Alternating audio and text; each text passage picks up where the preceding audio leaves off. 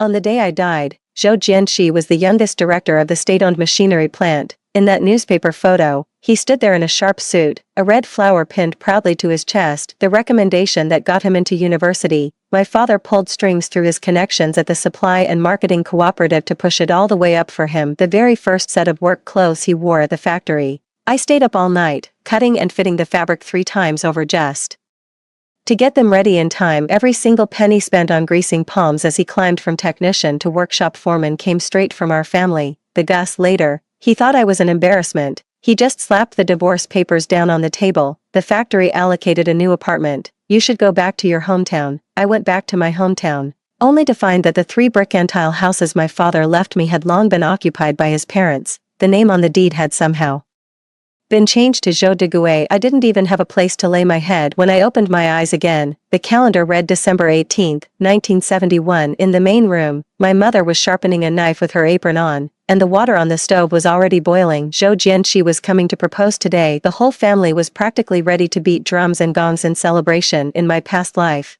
I combed my hair 3 times in front of the mirror, my palms sweating with nerves. In this life, I walked into the courtyard in my padded jacket, my state of mind completely different now. My mother was chasing a chicken with a knife. Mingyue, come and help. What are you standing there for? Don't kill the chicken, Mom, I said. We don't have any guests today.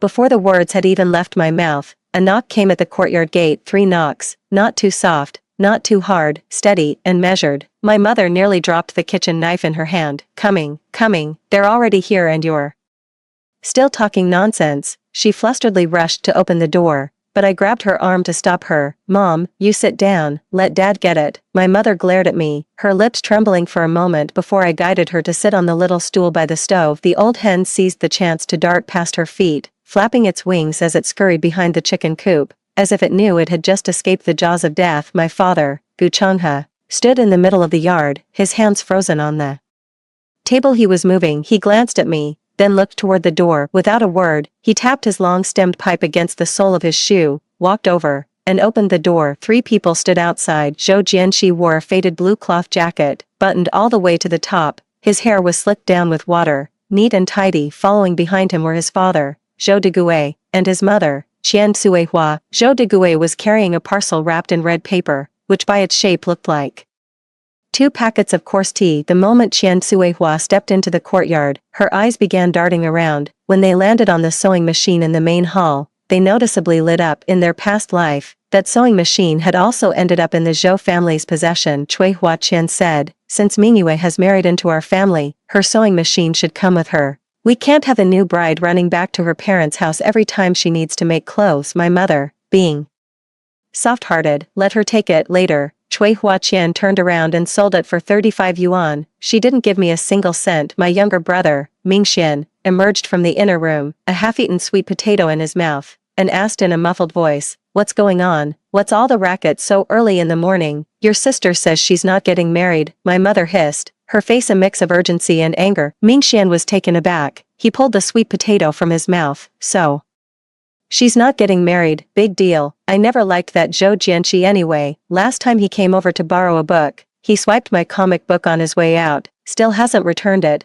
All you ever think about is that comic book. My mother smacked Mingxian on the back of the head and lowered her voice to a harsh whisper. Get inside, all of you, now. Mingxian rubbed the back of his head and shrank back. Zhou Jianxi was already seated in the main hall. He respectfully called out uncle, aunt, and pulled a packet of fruit drops from his pocket, placing it on the table. I came in a bit of a rush and didn't have time to prepare anything proper. These are from the town supply and marketing cooperative. A little something sweet for you, Auntie. My mother forced a smile and brought out the tea. Zhou Deguai cleared his throat. Old Gu, you know why I'm here today, so I'll get straight to the point. You've watched my son Jianxi grow up, so you know him inside and out. The boy's educated, sharp, and he's got a bright future ahead of him. If our 2 families were to be joined by marriage, it would be a match made in heaven. I stood behind the inner room's curtain, watching everything clearly. My father held his teacup and didn't respond. A few seconds passed before he slowly began to speak. 2. Old Zhou, marriage is a matter for both families,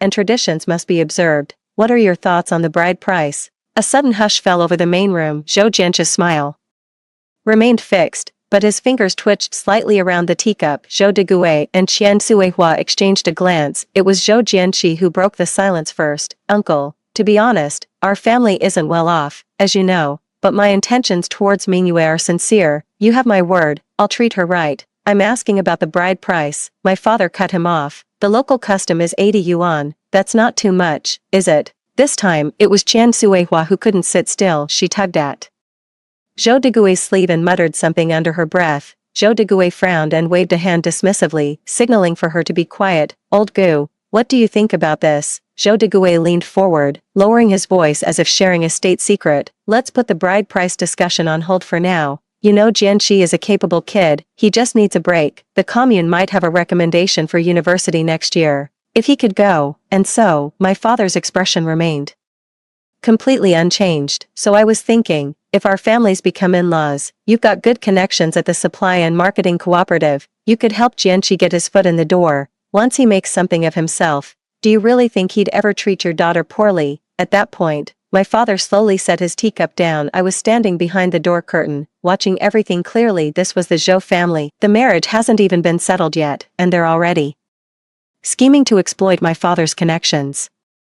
It was the same in my past life. First, they use marriage to tie you down, then they bleed you dry, layer by layer. My father took a sip of his tea, his tone flat and unreadable. Old Zhou, asking for 80 yuan as a bride price isn't me being greedy. She's my only daughter. Once she's married off and has to endure hardships in your household, I need to see some sincerity. If you think 80 is too much, 60 will do, but if you're not willing to offer a single cent, then there's nothing more to discuss. Zhou Degui's face flushed red. Qian Suihua held back for a long moment before finally blurting out, Old Gu, aren't you just making things difficult for us? I know, my father nodded. That's why I said 60 would be fine too. Zhou Jianqi stood up. His expression remained proper, even with a smile at the corner of his mouth. But the light in his eyes had changed. Uncle, there's no rush on this. Let's go back and discuss it. He leaned over and nudged the packet of fruit candies on the table. Save these for Mingyue and Mingxian. As the three of them walked out of the courtyard gate, I heard Qian Suihua cursing under her breath. 60 yuan. Why doesn't he just rob us? A lousy supply and marketing co-op clerk, and he thinks he's some big shot. Zhou Jianqi walked ahead and said only one thing. Mom, we'll talk about it when we get home. His voice was flat, but I could hear what lay beneath it. It wasn't disappointment, it was calculation. After the courtyard gate closed, my mother plopped down on the little stool in front of the stove. My father stood in the courtyard, picked up the 2 packets of coarse tea to examine them, then set them down on the corner of the table. Mingyue, he called to me. I stepped out from behind the door curtain. You were right, he said, his voice somewhat muffled. That family can't be trusted. 3 for now. The matter has been stalled, but deep down, I knew Zhou Jianqi wouldn't let it go. Just as expected, word got out on the 3rd day. After the Zhous left, Qian Suihua was telling anyone who would listen that the Gu family were snobs who looked down on the poor, and that they had ruined a perfectly good match. My mother was frantic, but I stopped her. Mom, let her talk. The more she says, the better. In less than 5 days, public opinion had completely shifted. First, Auntie Wan dropped by for a visit. Guifang, your Mingyue did the right thing. That Zhou family borrowed 20 caddies of grain from me last year and still haven't paid it back. Then, Auntie Li was telling people by the well, is 60 yuan for the bride price really too much? The Zhou family wants to get a wife for free without paying a single cent. What kind of a sweet deal do they think this is? Even old Zhang from the commune supply and marketing co-op told my father. Old Gu, Zhou Jianqi came to see me, hoping I'd put in a good word for him. I turned him down. As soon as my dad came back and told me, I knew Zhou Jianqi was getting restless. He started working around us, taking a more indirect approach. It was the 23rd day of the 12th lunar month, minor New Year's Eve. I was walking home from my shift at the supply and marketing cooperative when I spotted someone crouching by the gate before I even entered the courtyard. He wore a blue cloth jacket, his hair was neatly combed, and he held a paper package in his hands. Zhou Jianqi stood up, his manner 10 times more earnest than when he had come to propose marriage last time. Mingyue, I know what happened last time upset you. My family was in the wrong, and they've admitted their mistake. He offered the paper package. This is brown sugar I saved up half a month's work points for. It's for your mother, to help her regain her strength. 2 weeks worth of work points only amounted to a couple of yuan, but that move was classic Zhou Jianqi, investing the bare minimum to curry the maximum favor. In my past life, I was fooled by that face for a full 20 years every time he wronged me, he'd pull the same act, head bowed, apologies made, offering some trivial token to show his sincerity. I believed it every single time. Zhou Jianxi. I said his name, refusing the bag of brown sugar. You don't need to come anymore, Mingyue. I'm not marrying you, and it has nothing to do with the bride price. Take the brown sugar back. It's better for your mother to have it than mine, after all. She's been running around cursing people out. That must be quite draining.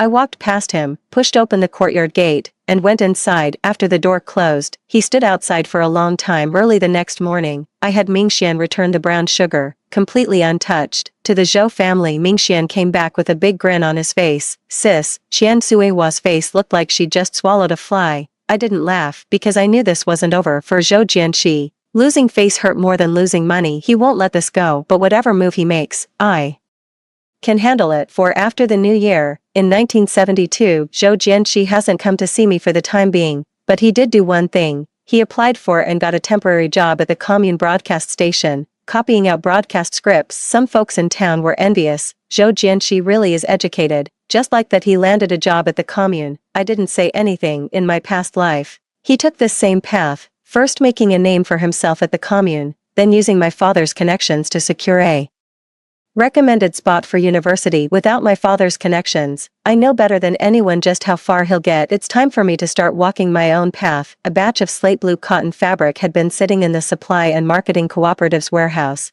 gathering dust on the counter for over half a year with no buyers. Sister Zhao, who managed the storeroom, found it a nuisance. It's such a drab, dull color. It's no good for making clothes, and the bolts aren't wide enough for quilt covers. I spent a good while feeling that batch of fabric. It's a bit stiff, sure, but once you give it a wash and a press with an iron, it'll soften right up. A slate blue for a work jacket is actually perfect, clean looking, practical, and it hides dirt and wears well. Sister Zhao, I'll trade my work points for 2 bolts. I'll make them into finished garments to be sold on consignment through the supply and marketing co-op, and we'll split the profit. Auntie Zhao was skeptical, but that batch of fabric was already a burden anyway. Alright, take it back and give it a try. That evening, I moved the sewing machine into the main room and started cutting the fabric by the light of a kerosene lamp. My mother sat beside me, watching me make the first cuts. Her expression shifted from doubt to wide-eyed astonishment. Mingyue, when did you learn this skill? You cut better than old Chen from the tailor shop in town.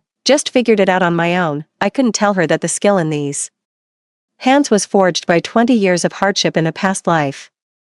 Back in those years, I made countless garments for Zhou Jianxi. When he had meetings at the commune, I'd work through the night on a Sun Yat-sen suit. When he went to the county to meet people, I'd cut the best fabric in the house into a shirt. He wore the clothes I made to all his respectable social engagements, yet never once mentioned to anyone who had made them. 3 days later, 2 bolts of gray cloth were transformed into 6 work jackets. On the 4th day after those 6 garments were hung on the supply and marketing cooperative's counter, they were all sold out. When Director Wu came to see me with the ledger in hand, the look on his face was one of utter disbelief. Xiaogu, how much of that gray cloth is left? How much more can you produce? Director, my output is limited. Working alone. My mother knows some needlework. Could she help? Old Wu nodded in agreement. That very evening, I began teaching my mother how to hem edges and sew on buttons. When she first started, she was all thumbs. Her hemming stitches were uneven, and she was so frustrated she began to cry. Mingyue, look how clumsy I am. Mom, everyone has to learn. You need to angle the needle in.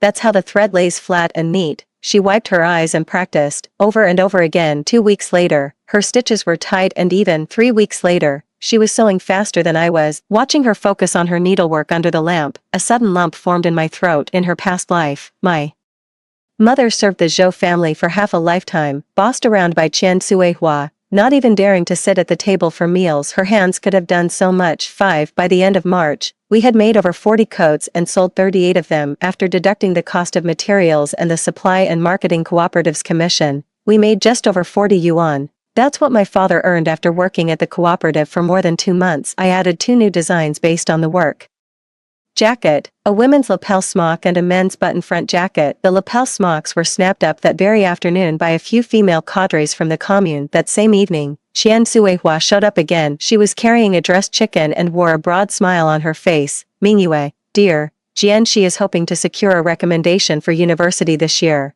Your father knows a lot of people at the supply and marketing cooperative. Auntie, what did you say about my father last time? Just a Lousy employee at the supply co-op, acting like he's some big shot. That was you, wasn't it? Qian Suiwa's face flushed red. Take your chicken back, and from now on, don't come to our family about Zhou Jianqi's affairs. Her shrill voice rang out from behind me. Don't you know what's good for you? I didn't turn around. The incident spread and was turned into a little rhyme. A speckled hen wanted to trade for the supply bureau, but the Gu family said no, stomping its feet in a fury. Ming Xian laughed so hard he rolled around on the con that night. After everyone had fallen asleep, I sat alone by the hearth in front of the dying kerosene lamp, and suddenly, I wept. It wasn't self-pity, it was the weight of all those years from my past life, a burden too heavy to bear. I remembered my father from that past life, lying paralyzed in bed after a stroke, unable to speak, his eyes fixed rigidly on the ceiling. I remember my mother, who cried herself blind in one eye and didn't make it through that last winter. I remember Ming Xian, whose leg was broken, crouched in a corner and laughing like a madman. These things haven't happened yet, and in this lifetime, they never will. Some pain lingers not because it still hurts, but because it once did. I wiped my face and turned up the wick a little. There's still so much to do tomorrow. 6. In the latter half of 1972, the ready-made clothing business gradually got on track. Before his retirement, Director Wu officially added supply and marketing cooperative, acting as agent for ready-made clothing to the business scope, and even approved a storeroom for me to use as a workshop. The new director, surnamed Feng, was in his early 40s and had more drive than old Wu. He assigned me an assistant, Qin Xiuyun, from the retail department. Xiuyun was in her early 20s. With slender fingers, she mastered the sewing machine in 2 days, and within 5, she could independently complete the sleeve of a jacket. With Xiuyun on board, our output doubled. But right at that moment, something went wrong. One evening, Director Feng called me into his office, his expression grim. Xiao Gu, the commune sent a notice. Someone reported that our supply and marketing cooperative is engaging in disguised private enterprise. They want me to write a statement explaining the situation. My heart sank. Director, the materials are overstocked goods from the cooperative. The products are accounted for through the cooperative's books, and profits are shared proportionally. Every transaction is properly documented. This isn't private enterprise, it's a business innovation. I understand the reasoning, Director Feng sighed, but when the higher-ups come to investigate, there's bound to be trouble. Let's halt operations in the workshop for now. We'll resume after this blows over. By the time I left the office, it was already dark. Zhou Jianqi, it had to be him. He had worked at the broadcasting station for over half a year and was quite familiar with the commune cadres. A single anonymous tip was enough to bring my business to a standstill. This bloodless, underhanded tactic is just his style. He did the same thing to my father in a past life. Just before my father retired, someone accused him of using his position to benefit his son-in-law. The investigation turned up nothing, but the ordeal completely drained his spirit. That tip-off letter was written by Zhou Jianqi. He only bragged about it to others after he became factory director, and only when he was drunk. He won in his past life. In this life, he doesn't even have the right to compete. When I got home, I pulled out all the ledgers and receipts, checking them entry by entry, and worked well into the night. Ming Xian had come out of his room at some point and was leaning against the doorframe, watching me. Sis, what's wrong? Nothing's wrong. I need you to do something for me, starting tomorrow. Write everything down in a ledger, how many pieces the workshop makes each day, how much material is used, and how much money is taken in. Not a single entry can be missed. Why, we might have more trouble in the future, but as long as the books are clean and clear, we have nothing to fear, no matter who comes asking. Ming Xian gave a firm, emphatic nod. 7. The investigators from the commune spent 3 days at the supply and marketing cooperative. They pored over the account books, checked the inventory, and questioned Director Feng and Sister Zhao. He left without saying a word. A week later came the reply. The report is verified, operations are compliant, no further action will be taken. The identity of the informant wasn't uncovered at the time, but a few months later, old Ma from the broadcasting station retired. He ran into Sister Zhao at the market and, during a casual chat, remarked, "That informant business, it was Zhou Jianqi from the broadcasting station next to your supply and marketing co-op. I saw him with my own eyes, hunched over his desk writing that letter. He even used his left hand, afraid someone would recognize his handwriting." Sister Zhao came back and told me. I wasn't surprised. Director Feng kept quiet after hearing about it, but from then on, whenever Zhou Jianqi went to buy things at the supply and marketing cooperative, he never gave him a discount again. Once the heat died down, the workshop resumed operations. Director Feng said to me, "Xiao Gu, from now on, you just focus on the work. If anything comes up, I'll take responsibility." I didn't waste any time. and immediately took two actions. First, I hired 6 more female workers from the nearby villages. Second, I went to the county department store to discuss consignment sales. The local market is nearly saturated. To move up, we need to expand our reach. I brought 3 samples to the county town: a maroon shirt with a lapel collar, a dark brown zip-up jacket, and a patchwork crossbody bag made from floral fabric. The head of procurement at the department store, a Mr. Liu, had quite the air about him. I waited outside his office for 2 hours. When he finally came out, he gave the samples a cursory glance. The craftsmanship is decent, but we're not looking for new suppliers. Section Chief Liu, sales at the ready-to-wear counter haven't been great this month, have they? Especially the women's blouses. You brought in a batch last month and over half are still left. It's not that nobody's buying, it's the styles that are the problem. He looked up at me. This batch of mine is different, why not? Have someone try one on. He called over a young saleswoman from behind the counter. The girl put on the dark red blouse, looked at herself in the mirror, and her eyes lit up. Chief, can I buy this one? We finally secured a trial order: 30 blouses, 20 jackets, and 50 cloth bags. On the way back, the ox cart passed through Zhou family village. In the distance, I saw Zhou Jianqi standing under the utility pole by the broadcast station entrance, standing on a wooden stool to fix the loudspeaker. The midday sun beat down on him, sweat beading on his forehead as a large, dark patch of perspiration soaked through the back of his blue cloth jacket. In his past life, by this time, he had already secured the recommendation and was busy packing his belongings. I made him 3 new shirts and 2 pairs of trousers, while my mother stitched 4 pairs of cloth-soled shoes with their many layers. Dressed in these new clothes, he walked through the university gates without a backward glance. Now he stood beneath the telephone pole, fixing the loudspeaker. As the ox cart passed by, he turned his head to look. I sat on the ox cart, surrounded by crates of fabric and samples. Our eyes met for less than a second. He was the first to look away. 8. After the order for the county department store was delivered, Section Chief Liu spent over half an hour inspecting the goods. When he looked up at me, his expression was completely different from when we first met. Xiaogu,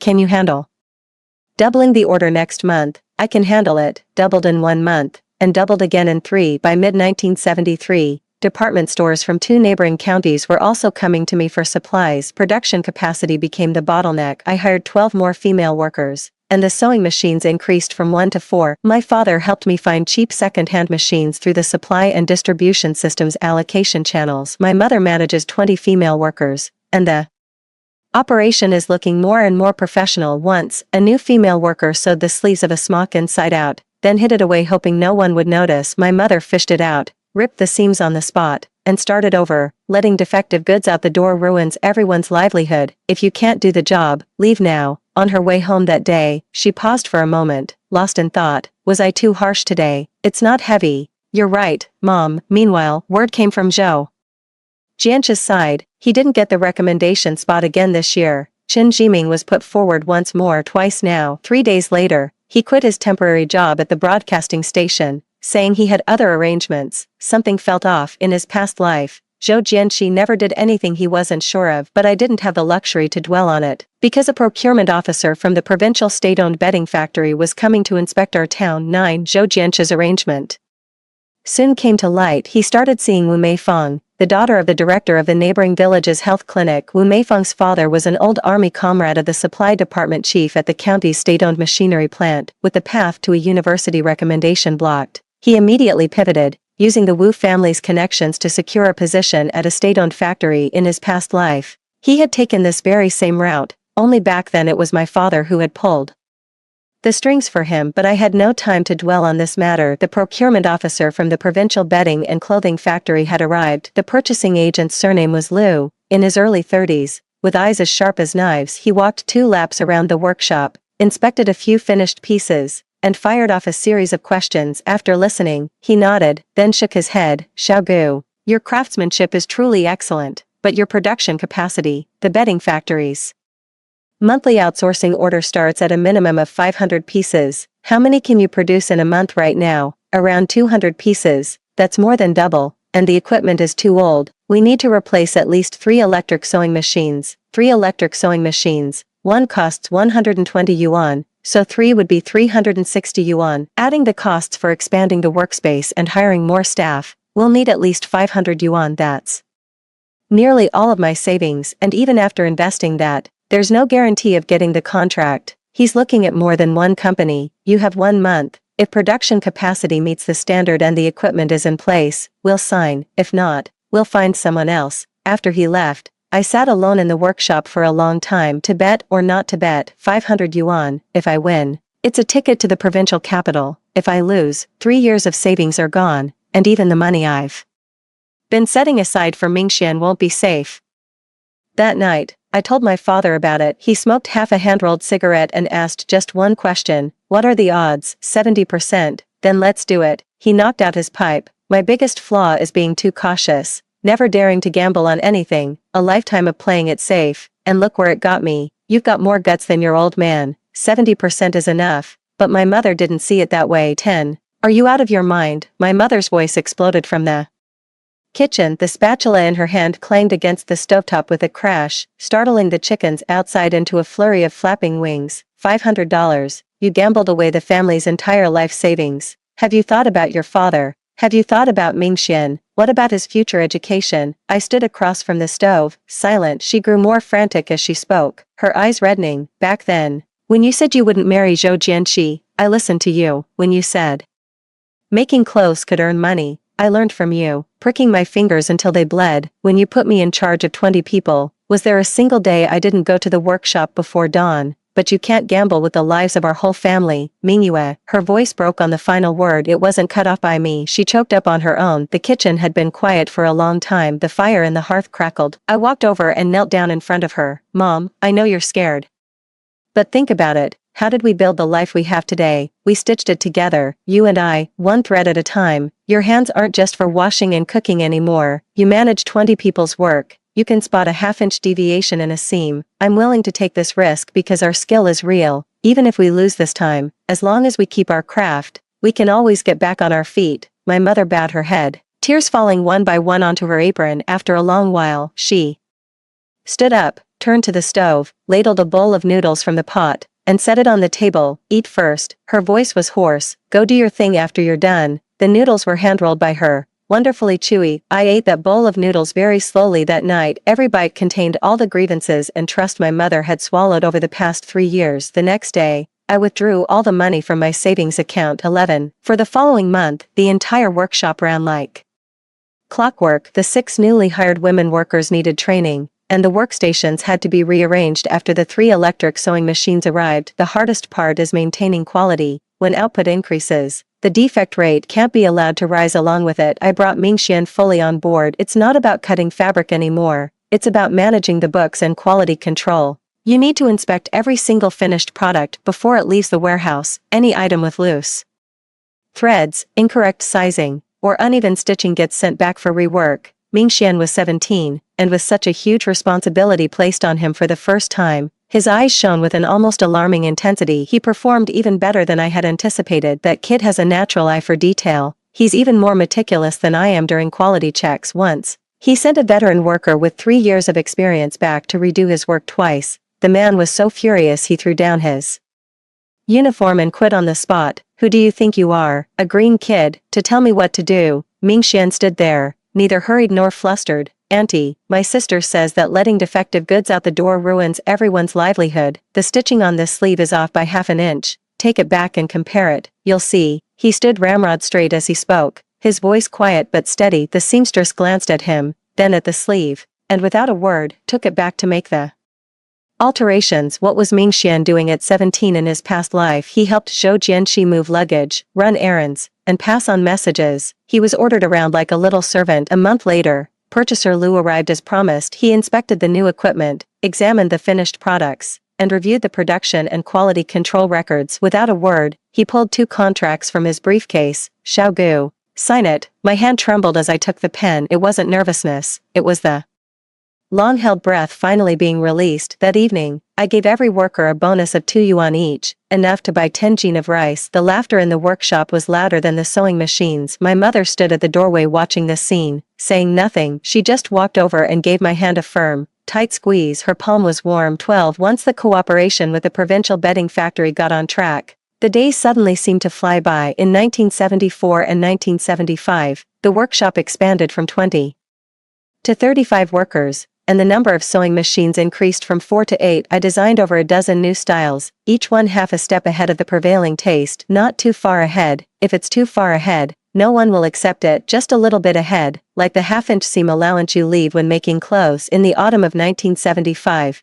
Director Meng from the garment factory paid a personal visit. He took a walk around the workshop, looked over the new designs, and then called me aside.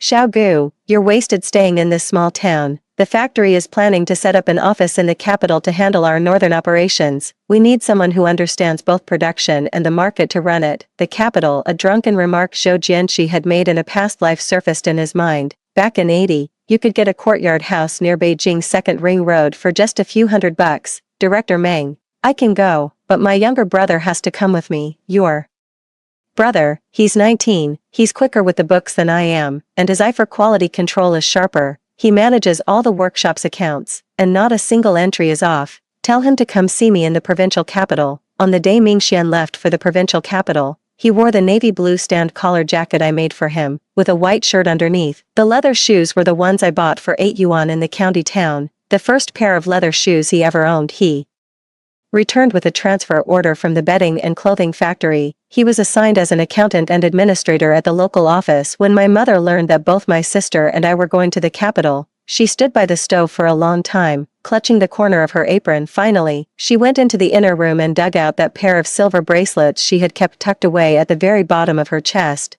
"Take these, in case you're short on money in the capital and need it for an emergency." In a past life, these bracelets were melted down for cash to scrape together travel expenses for Zhou Jianxi's journey to the city. In this lifetime, it rested securely on my mother's wrist for over 4 years. "Mom, you keep this, take it anyway. When you're in a strange new place, you need something solid to hold on to." I didn't refuse again. I tucked the bracelet close to my body. It felt heavy and substantial. Meanwhile, word came from Zhou Jianxi's side. Wu Meifeng was pregnant. Dean Wu was so furious he threatened to break Zhou's legs and forced him to marry her, and the path he had been counting on the most. Dean Wu's comrade in arms, the supply section chief at the machinery plant, had been transferred away last month. Before he could even leverage the Wu family's connections to get into the factory, that door was slammed shut. Now he had to marry Wu Meifeng. The wedding was a simple affair. Without even a banquet, Qian Suihua complained that the dowry was too meager. Dean Wu slammed the table. "Your son took advantage of my daughter. And you still have the nerve to complain about the dowry." Zhou Jianxi sat in the middle, not saying a word. 13 In the spring of 1976, Ming Xian and I arrived in the capital. The bedding and clothing factory's office was located in 2 single-story rooms within a large, crowded courtyard in the East City. The conditions are nothing special, but I don't mind. It's not these 2 rooms I'm after. On the first weekend after settling into my job, I stepped out. I wandered through the hutongs of the East City, one by one, gray walls and gray tiles, with gatehouses leaning askew, their red paint mostly peeled away. At the end of a narrow alley, I saw the courtyard. It was a 2-section sihiyuan, covering a sizable area, but it was in a state of severe dilapidation. The courtyard gate was half ajar, the wood of its frame half rotted away. An old woman sat on the threshold picking vegetables. Noticing me looking around, she raised her head. "Who are you looking for, ma'am? How many families live in this courtyard now?" "Just the 2 of us left. We'll move out once the work unit assigns us a new place, so who will be in charge of it when it's empty?" "The housing management office." "Why do you ask?" "I'm just looking. I didn't say I was buying." The policy environment in 1976 wasn't mature yet. The risks for an individual buying property were too great. I had to wait. For the next 2 years, while I went about my business, I would swing by that alley every now and then. Each time, I'd check to see if the courtyard was still there, if the old lady still lived there.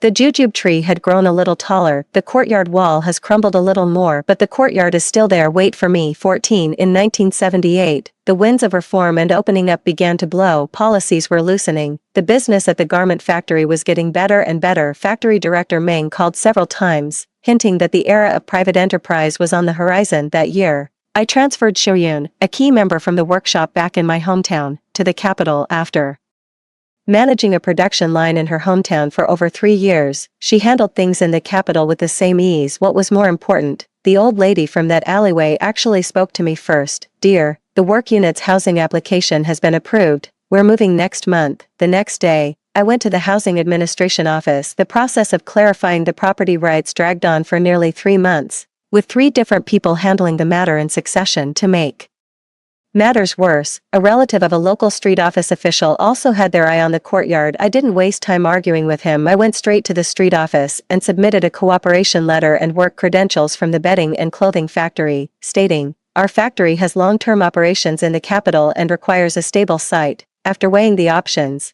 the neighborhood office gave me priority, but the price negotiations hit a wall. They asked for 800, I countered with 600. After 3 rounds of haggling, we settled on 710. I emptied out all my savings, but I was still 80 short. 15 that night. I sat at the desk in the office and crunched the numbers all night long. I went over it again and again, but I was still $80 short. Ming Xian had appeared behind her at some point. He pulled a cloth bundle from under his pillow. 3 months' wages, untouched, 42 yuan. Sis, if it's not enough, I won't spend next month's either. That won't be necessary. My fingers found the pair of silver bracelets in my inside pocket. The next day, I went to the pawnshop. Standing at the counter, I clutched the bracelets so tightly my knuckles turned white. They were part of my mother's dowry. My grandmother dug these out from the bottom of a chest. They'd been passed down for 3 generations. My mother couldn't bear to wear them, so she wrapped them in red silk and tucked them away at the very bottom of the wardrobe. She only took them out to polish on special occasions,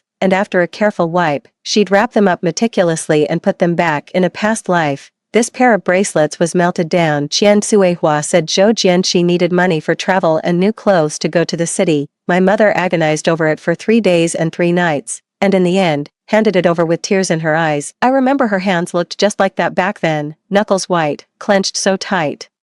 And when she finally let go, her palms were covered in red marks from her own fingernails. That time, she let go for a stranger. This time, I'm letting go for my own family. The old master, wearing his reading glasses, turned it over and examined it for a long time. An old piece. The silver is of good quality, $60. Combined with Ming Xuan's 42, that's enough. The moment I placed the bracelet on the counter, my fingers trembled. A light rain was falling outside as I left the pawnshop. I stood under the eaves and took a deep breath. My eyes burned fiercely, but I didn't let the tears fall. Once I made some money, the first thing I'd do was buy it back. The deed arrived 3 days later, $710. The name on the deed was Gu Mingyue 16. We've secured the courtyard, but the real work begins with the repairs. The roof tiles were a bargain I haggled for with an old master at a demolition site. Not brand new, but perfectly serviceable. Ming Xian helped me carry the tiles up to the roof, one by one, over the weekend. Just hand me the tiles from down there. Sis, don't come up. You're afraid of heights. I'm genuinely afraid of heights. I was afraid of them in my past life too. Some things just stick with you. Even after being reborn, I hired a retired old bricklayer to unclog the sewer. It cost me 5 yuan and 2 packs of cigarettes. I fixed the doors and windows myself. In my past life, living in a drafty mud brick house, I had to learn how to fix everything. By the spring of 1979, the courtyard was just barely livable. The stone table and stools beneath the old jujube tree had been wiped clean, and an enamel mug was placed on top. Meanwhile, there was news again from Zhou Jianqi's side. Wu Meifeng's health had been poor ever since she gave birth to a daughter. Qian Suihua resented that her grandchild was a girl, not a boy, and went around the house slamming things. Dean Wu made it clear, "If you dare bully my daughter, don't blame me for exposing how your son shamelessly clung to our family." The Zhou family backed down. What's worse, Zhou Jianqi's path to entering the state-owned factory through the Wu family was completely cut off. He had been hanging around the Wu household for over 2 years and got absolutely nothing out of it. In the end, he ended up working in a small workshop in the county town, making hardware parts for 30 yuan a month. Qian Suihua was still cursing the Gu family, but no one was listening anymore. 17 In 1980, the policy became unequivocally clear, and private business operations were officially permitted. I discussed upgrading our cooperation with factory director Meng, registering a garment processing factory in my own name, continuing to take on subcontracting work from the bedding and clothing factory, while also independently developing designs for external sales. The bedding and clothing factory would provide some equipment support, while I would contribute the technical expertise and market access. Factory director Meng agreed. "Keep up the good work, Xiao Gu, you'll go much further than I ever did." The processing plant was set up in a traditional courtyard house. The east wing was converted into a cutting room, the west wing into a sewing room, and the north-facing rooms were used as storage. The main house was reserved for my parents to live in later. I brought Xiaoyun and 2 key staff members from my hometown, and hired over a dozen more locally in the capital. That summer, the first batch of our own brand garments rolled off the production line.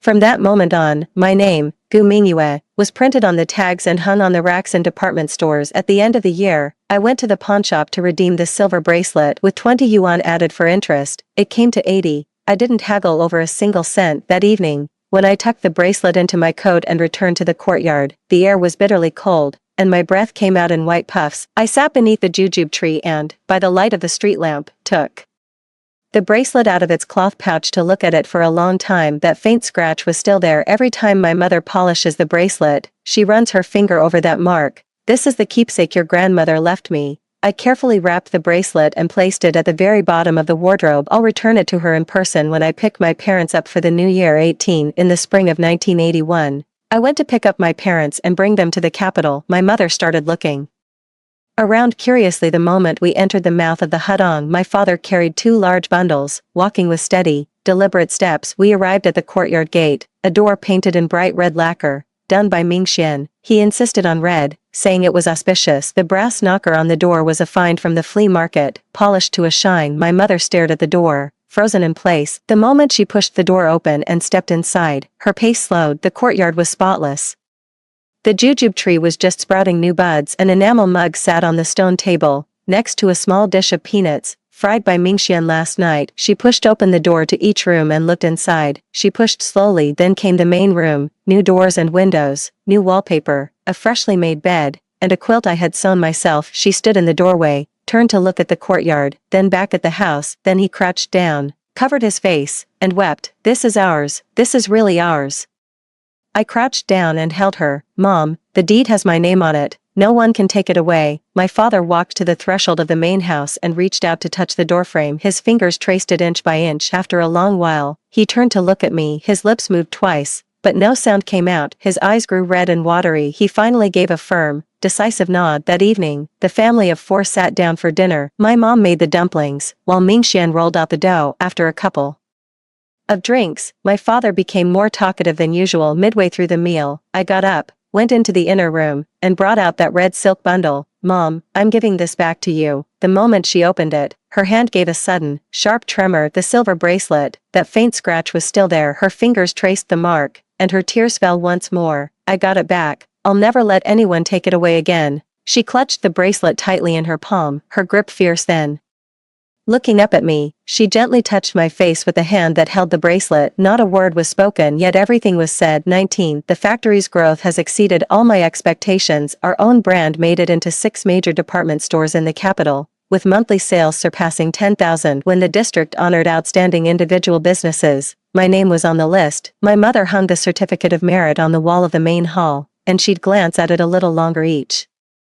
day while dusting. My dad went behind my back and bought a frame to put the certificate in. But what really surprised me was Ming Xian. After 2 years at the branch office, he proposed an idea to manager Meng to expand into the Northeast market. The bedding and clothing factory's business was concentrated in North and East China, leaving the Northeast almost untouched. Ming Xian prepared a market analysis report on his own and submitted it. After reading it, Director Meng called me directly. Did you teach your brother everything he knows? He figured it out on his own. Director Meng approved his 2-month business trip to the Northeast, and he came back with 3 major clients. He stood before the factory director, delivering his report with calm composure, explaining each point clearly and methodically. I stood outside the door and listened for a while, and my eyes suddenly stung a little. In his past life, Ming Xian was exploited by the Zhou family as free labor. Later, when he went to confront Zhou Jianxi for an explanation, someone broke his leg. From then on, he crouched in the corner, laughing like a madman. Now, standing smartly in a suit before the director of a major provincial factory to discuss business, he still remembered to come back and ask me, "Sis, the winter clothes for the Northeast need to be thicker,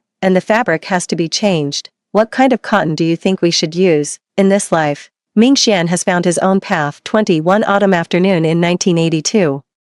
I was in the cutting room drafting a pattern. Ming Xian came in from outside, looking a bit strange. "Sis, there's someone outside looking for you." "Who?" He didn't say a name, but the look in his eyes said it all. I put down the chalk and walked out. Zhou Jianxi was standing in the alley, not having entered the courtyard gate. He had aged quite a bit since I last saw him. It wasn't the dignified aging that comes with time, but the weariness of being worn down by life. His hair was unkempt, his gray jacket crumpled, the collar frayed at the edges. His shoulders slumped, as if a bone had been pulled right out of him, but he was still smiling. I knew that smile all too well. The corners of the mouth upturned, the eyes slightly narrowed, carrying just the right amount of humility, but on this haggard face, it took on an indescribable air of dishevelment. Mingyue, it's been a long time, it has been a while, what brings you to the capital? Gotta try my luck. He said with a bitter smile, there's no work left in the county town, I heard.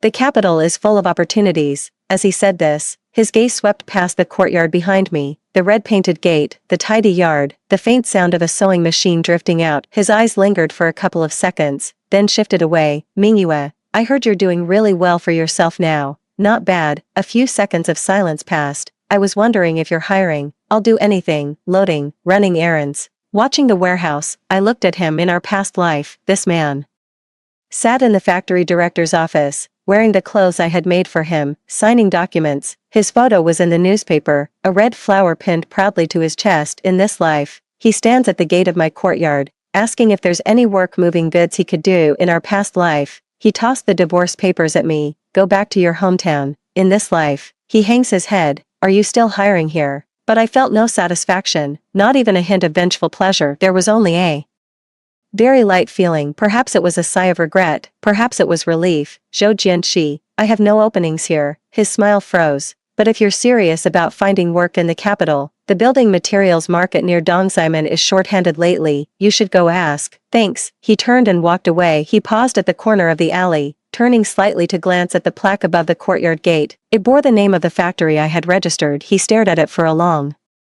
time, then he vanished around the other end of the alley. Mingxian popped out from behind me, clutching something in his hand. Sis, he left this on the doorstep when he went. I looked down. It was a comic book. The cover was dog-eared and the pages had yellowed, but it was kept remarkably clean. It was the very same copy that belonged to Mingxian back in the day, the one Zhou Jianqi borrowed from my house. He brought it with him to the capital. I've had it for 11 years. I took the comic book and flipped through it. On the title page was Ming Xuan's name, scrawled in his childish handwriting. Gu Mingxian. The 3 characters, written in pencil, were almost illegible. Mingxian leaned in to look and froze. That's not my copy. His mouth opened, then closed again. It was a long moment before he finally spoke. That doesn't prove anything. It doesn't mean a thing, I said, handing him the comic book. But this one is yours. You keep it. Mingxian took it and said nothing more. I turned and walked back to the cutting room. Zhou Jianqi might have harbored a shred of genuine feeling in some hidden corner of his heart, but sincerity is not a lifeline. You can't forgive everything he later did just because he once possessed a trace of it. One comic book has been returned, the rest, I cannot repay. 21. Zhou Jianqi did not go to the building materials market. News of him trickled in later. In bits and pieces. He spent over half a month drifting around the capital, failing to find any proper work, and eventually had to borrow travel money from a fellow villager to return to his hometown. He went back and had another huge fight with Wu Meifeng, ending up kicked out of the house by Dean Wu. He returned to Zhoujia village and took a job at a private hardware stall in town, minding the shop and moving stock. The pay was 30 yuan a month. That very same month, my processing plant received an award from the district. A reporter from the capital daily came to the courtyard and took a photo. I was standing under the jujube tree, with finished garments hanging all around me. The picture was published in a small corner on the 3rd page of the newspaper, but it was big enough for anyone who knew me to spot it. When that newspaper made its way to our town, someone showed it to Qian Suihua. Look, Suihua, isn't this the Gu family's daughter? She's made it into the capital's newspaper. Qian Suihua slammed the newspaper down on the table, cursed under her breath, and stormed into the other room. Zhou Jianqi didn't read that newspaper, but it said that later that evening, he sat alone on the stone block at the village entrance for a long time. He didn't smoke, he didn't speak, he just sat there until the sky was pitch black before finally heading home. Later, when Director Feng was in the capital on a business trip, he dropped by to see me. During our casual chat, he brought something up. Oh, by the way, Xiao Gu, about that whistleblowing incident back then. It was later confirmed through other channels that it was Zhou Jianqi who did it. Several people at the broadcasting station knew, but nobody was willing to speak up at the time. He shook his head. That kind of person spends their whole life scheming against others, only to end up ensnared by their own plots. I didn't respond. Some things don't need to be said in full. You already know how they'll end. 22. Late autumn, 1983. The jujube tree in the courtyard was ablaze with red early in the morning. My mom was busy in the yard, picking dates while calling out to Mingxian. Mingxian, come give me a hand. Your sister can't reach the ones up high. Mingxian came out of the house, yawning. Mom, I was up until 2 last night working on the accounts. That's all you ever think about. Hurry up. My father sat on the stone bench, tapped his long-stemmed pipe against the sole of his shoe, and spoke in a measured tone. Do as your mother says. Mingxian sighed and dutifully fetched a stool to pick the dates from the higher branches. I stood at the doorway of the cutting room, holding the procurement list, watching this scene unfold in the courtyard. Sunlight filtered through the leaves of the jujube tree, scattering across the ground like shards of gold. My mother, wearing an apron, held up a winnowing basket to catch the dates, all the while muttering about Mingxian being too slow standing on a stool. Mingxian was picking and sneaking bites, only to get caught and swatted on the hand by my mother. My father sat nearby, the corners of his mouth turned up in a smile, crow's feet gathering at the edges of his eyes. He's been using that long-stemmed pipe for over a decade. The stem is polished to a shine every morning. His first ritual is to sit on the stone bench, smoke a bowl of tobacco, and watch the comings and goings in the courtyard. Once, I asked him, Dad, what are you looking at, sitting here all day? He tapped out the ash and said slowly, having you all close by puts my mind at ease.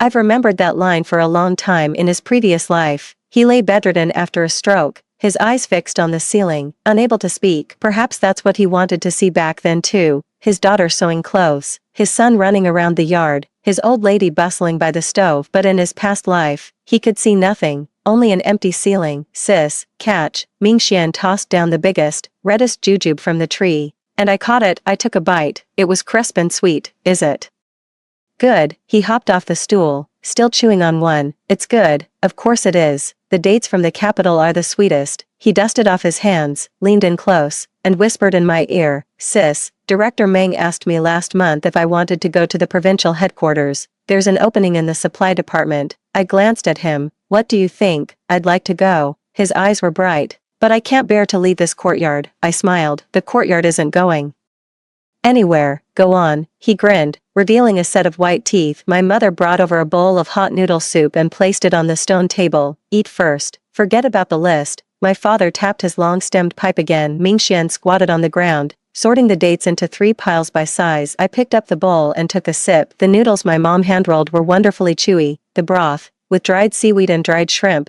was so deliciously savory it made your eyes squint with delight. Suddenly, a passerby's voice drifted in from outside the courtyard gate, carrying just a faint, half-caught sentence. Did you hear that Zhou Jianqi from the hardware stall is fighting with his wife again? The voice faded into the distance, scattered by the wind. I lowered my head and took a sip of the noodle soup, offering no reply. A leaf drifted down from the jujube tree and landed right on my knee. It was small and golden yellow, with a hint of green still clinging to its edges. I picked it up and slipped it between the pages of the ledger beside me. On the morning of the 18th day of the 12th lunar month in 1971, I took that piece of red cloth from the square table, folded it neatly, and put it away in the cabinet. From that day on, my life took a different path. On this path, there was no Zhou Jianqi. Gone were the grievances, the debts, and the resentments of all those years, the life I stitched together, thread by thread, and the courtyard where my family sits together, whole and complete. The deed to the house lies pressed at the very bottom of the wardrobe, the silver bracelet beside it. One is the home I earned, the other is the roots I reclaimed under the jujube tree. The bowl of noodle soup steams. The sun is shining brightly. The days are long. The end. Story 2. After rebirth, I got myself a Yandere husband. My sister and I were reborn together. This time she let me have the gloomy Yandere tycoon husband while she married into the recently bankrupt Gu family. Sis, now it's your turn to experience living with a creep. The man kept nuzzling against me in my arms, mumbling, honey, be sweet to me again. Hello, the guy's paying 3 million a month. So what if he's a bit Yandere? What's he done wrong? The moment I opened my eyes, I heard my sister Jiang Xing clamoring to marry into the Gu family. I knew then, she had been reborn too. My parents' expressions changed instantly. They've always favored my younger sister. I'm only a year older than Jiang Xing, yet I always had to give way to her. The Gu family just went bankrupt. You'll only suffer if you go there. Let your sister go instead. She's older and more sensible than you. Seeing her parents' refusal, Jiang Xing immediately threw a tantrum and even threatened to go on a hunger strike. In the end, Mr. and Mrs. Jiang couldn't bear to see her suffer and reluctantly agreed. Mother turned to me with a cold tone. You should be grateful to your sister someday. I nodded silently, even though it was something she'd discarded. I was still expected to be grateful. As Jiang Xing passed by me, she whispered, Sister, now it's your turn to experience what it's like living with a freak. I smiled in response, Did she really think life with the ruined Gu family would be any easier? Poverty is the root of all misfortune. 02 In her past life, Jiang Xing chose the Qin family without hesitation. When faced with the same choice, she fantasized about her future blissful life as a wealthy socialite. Sis, that mess of the Gu family, you're the one who'll have to clean it up. Little did she know, Qin Mu, the eldest son of the Qin family, was a brooding Yandere. On their wedding day, he threatened her to abandon any rebellious thoughts and obediently play the role of Mrs. Qin. She later discovered him self-harming in the study when Jiang Xing tried to escape after learning the truth. The bodyguards captured and confined her at home. She ultimately couldn't bear it anymore and eloped with another man. After Qin Mu found her, they divorced, and Jiang Xing's reputation was ruined forever. Yet with my husband Gu Shuyan's support, I built my business from scratch and became a successful female entrepreneur. Gu Shuyan often said, modern women should create their own value rather than live dependent on men. As long as Yaya is willing, I'll always stand behind her with quiet support. These words earned Gu Shuyan the reputation as the model husband of the new era among their social circle.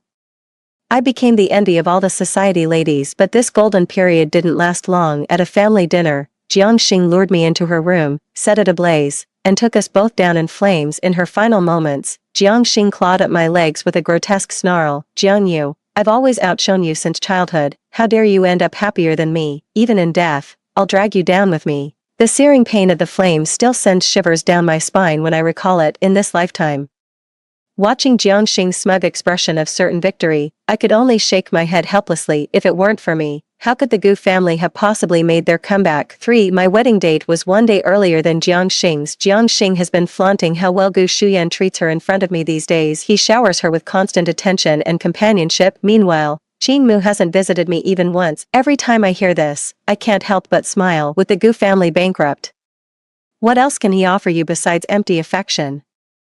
When a man chooses to cherish you, you're the moon in his sky. The moment he changes his mind, you become dirt beneath his feet. The Qins actually deliver. Just look at the truckloads of betrothal gifts they've sent these days. After my persistent demands, my parents reluctantly included part of the bride price in my dowry. The marriage alliance with the Qin family was initiated by us to elevate the Jiang family's business. As for the Gu family, our betrothal was arranged since childhood. Before the Gu family went bankrupt, we were considered well-matched in social status. With the Gu family now bankrupt, Mr. Jiang couldn't bear the thought of being called a social climber, so he gritted his teeth and honored the engagement. On our wedding day, I finally laid eyes on Qin Mu. His sharp nose supported gold-rimmed glasses, exuding an air of icy detachment. Nothing about him suggested someone capable of self-harm. When the officiant announced the groom could kiss the bride, I hadn't processed it yet and instinctively stepped back. Qin Mu's arm around my waist tightened, forcing me against his chest as his cold lips claimed mine. That night, he lounged on the couch with his tie loosely hanging, shirt half unbuttoned to reveal his sculpted torso. Only then did I catch the faintest whiff of Yandere madness in him. Suddenly, he gripped my chin and leaned down to stare into my eyes with a darkened gaze. This marriage was something your Jiang family begged for. Now that we're wed, you'd better abandon any improper thoughts. You'll receive 3 million monthly. Just play the role of Mrs. Qin in public. Nothing more is required. I don't tolerate others coveting what's mine. If you disobey, I can't be held responsible for what might happen. Before Qin Mu could finish speaking, I yanked his tie down and pressed my lips against his. My gaze had been lingering beneath his unbuttoned shirt this whole time. The way he bent over revealed every sculpted line of his abs in perfect detail. Seriously, who wouldn't get weak in the knees seeing this? For after what felt like an eternity, I released him and noticed Qin Mu's crimson-tipped ears. My hand instinctively found its way to his sculpted abs. Pressing my lips to his ear, I exhaled a scorching whisper. Hubby's got quite the physique. Now that we're done talking, shall we move to the next step? Qin Mu shuddered, his voice turning husky. What are you doing? I arched an eyebrow. I'm exercising my wifely rights. Got a problem with that? Sensing my provocation, Qin Mu let out a low chuckle. The next instant, the man removed his gold-rimmed glasses and crushed his lips against mine with domineering, scorching intensity. I felt myself melting completely. Half asleep, I had to admit the physical disparity between men and women. I was completely exhausted, yet he showed no sign of fatigue. When I woke the next afternoon, a jar of ointment sat by my bedside. Qin Mu must have left it there. At least he's got some conscience. After showering, I headed downstairs for dinner when the butler handed me Qin Mu's supplementary credit card. The young master said you may purchase anything you desire. I accepted it with barely concealed delight. What a luxury, getting paid without dawn-to-dusk negotiations or having to humor investors. 5 In my past life, I moved into a shabby rental right after marrying Gu Shuyan. They preached frugality to me while splurging recklessly themselves. Before long, they'd squandered every last bit of my dowry. Checking the time, Jiangxing should have already married into the Gu family by now. My parents had already told me I didn't need to attend the wedding. I wonder how she must feel facing this pack of wolves in sheep's clothing. Thinking about this, I realized I should try harder to stay in Qin Mu's good graces as my benefactor. In the following days, I'd served Qin Mu his meals, carefully selecting dishes for him. Qin Mu was tired, so I gave him a massage. When Qin Mu wanted to bathe, I quickly went to draw the hot water. At first Qin Mu wasn't quite comfortable with it. I can handle these things myself. That won't do. Didn't you tell me to be a proper Mrs. Qin? When my husband works so hard, of course his wife should take good care of him. Truth be told, taking this much money without doing anything would weigh on my conscience. Qin Mu remained silent with an indifferent expression, but I caught the subtle smirk he tried to hide. Sometimes I'd drop by his office to bring him lunch. It wasn't until my past life as a female entrepreneur that I understood why 9 out of 10 CEOs suffer from stomach problems. When they get busy, they genuinely don't have time to eat. In Qin Mu's office, I saw a female secretary wearing a deep V-neck blouse. Her gaze at Qin Mu was practically dripping with desire. During the meal, I casually remarked, "Your secretary is quite attractive, with a nice figure too." Qin Mu instantly caught my drift. Without even glancing my way, he simply said, "Don't be unreasonable." I shot him a discreet glare, but when I visited again later, I noticed Qin Mu had replaced her with a male assistant. Rumor has it that female secretary got transferred to assist another executive. Alright, turns out he's just a tsundere with an attitude. I really thought things between Qin Mu and me were getting better, but then one day, he suddenly started avoiding me. 6. Every night he'd use work as an excuse to sleep in the study. We used to have breakfast together, but now I hardly ever see him. Even I'm not that clueless. I know he's avoiding me. I planned to wait for him at home today to get some answers, but then a friend texted inviting me for afternoon tea. When I arrived, Jiangxing was there too. Her usual dazzling jewelry was gone, and she was still carrying last year's handbag. Seems she's been bleeding money for the family, yet she kept that cheerful smile plastered on her face. Only when she noticed my head-to-toe limited edition pieces did her eyes flicker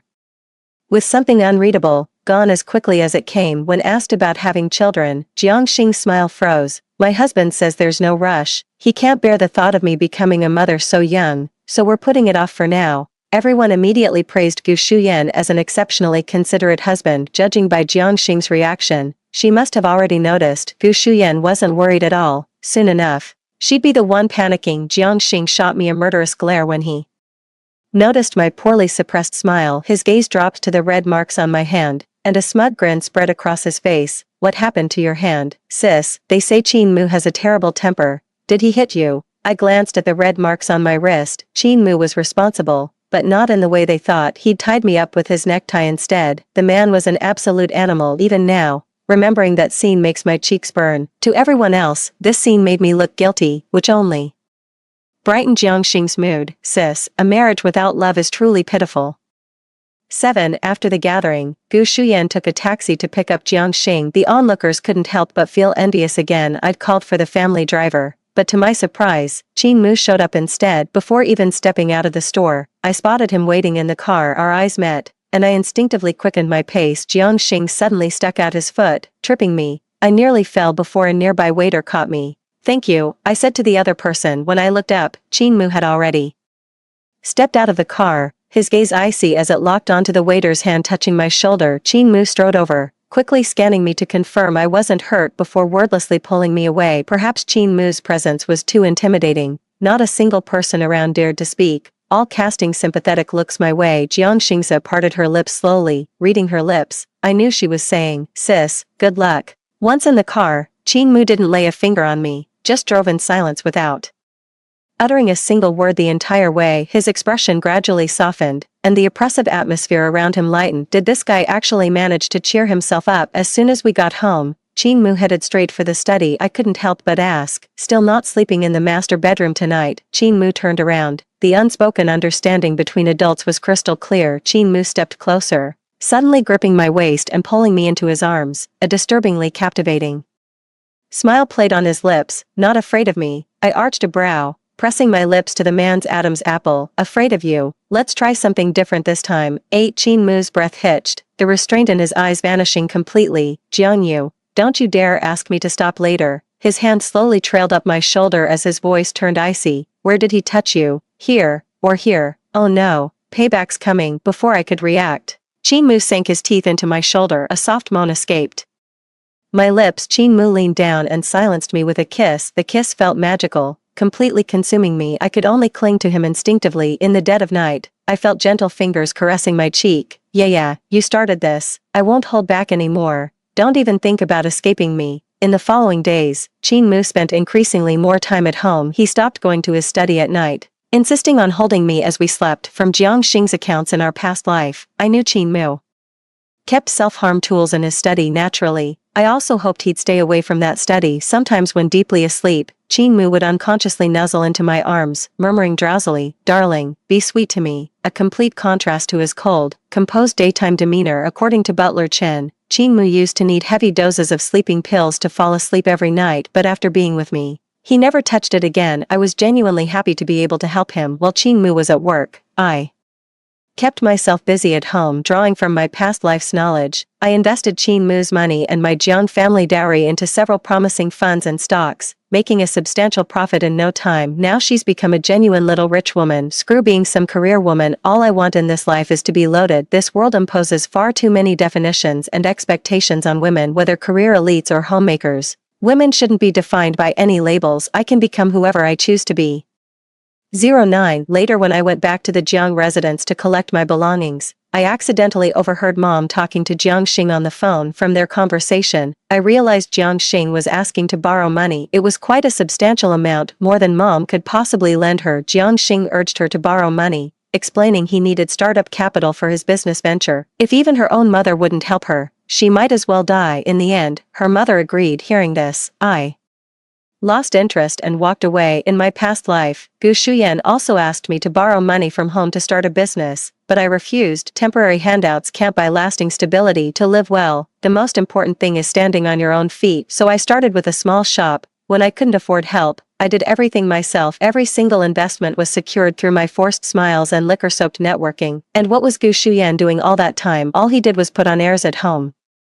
A lazy glutton who smoked, drank, and gambled his days away. Jiang Xing believed enough capital would buy her freedom and transform her into the enviable career woman everyone admired. Little do they know, true freedom never existed in this world. To break free from the cage, one must rely on genuine capability. 10. Who would have thought Jiang Xing, besieged by internal and external crises, still found time to bother me? At some point, rumors started circulating that Chinmu was a pervert, while I'd been enduring his domestic abuse all along. These marks on my body were all from his beatings. After some investigation, turns out it was my dear sister who spread the rumors. But these marks on me really aren't from being hit. Yet I can't go around explaining to everyone how I got these marks. That night, I sank my teeth viciously into Chinmu's shoulder. Could you be gentler next time? You have no idea what people are saying about us. Chinmu paused, laughing bitterly at himself. Maybe I really am a pervert. Then he crushed me against his chest. If I were a pervert, would you leave me? There was a barely detectable tremor of fear in Chinmu's voice. I kissed him lightly and said, "Don't worry, these days, who doesn't have some mental health struggles? I do too, so let's not judge each other." I could feel all the kindness Chinmu had shown me during this time. He practically never said no to anything I asked. For someone who'd never known affection, I finally tasted what it felt like to be cared for. I'll admit it, my heart skipped a beat too. Chinmu's shoulders relaxed with a relieved laugh at my words. The thing that had been weighing on him turned out to be just a common quirk in my telling. Because I care, I want to know more about Chinmu. Chinmu's body is covered with dense scars, including self-inflicted cuts on his wrists. I once cautiously asked him about the origin of those scars. Chinmu didn't want to answer. If I pressed further, he'd silence me with a fierce kiss. Eventually I learned some details from Butler Chen. As the Qin family's longtime steward, Butler Chen knew all their best-kept secrets. He revealed that Chinmu had been kidnapped by traffickers at age 10. Mr. and Mrs. Qin searched desperately, but couldn't find any trace of him. Eventually they gave up and adopted another boy from the orphanage, naming him Qin Xiao. Yet no one expected Chinmu to suddenly return on his own 3 years later. 11. He was covered in blood and dirt, with hollow eyes and disheveled hair. The servant mistook him for a beggar and even hit him with a broom a few times.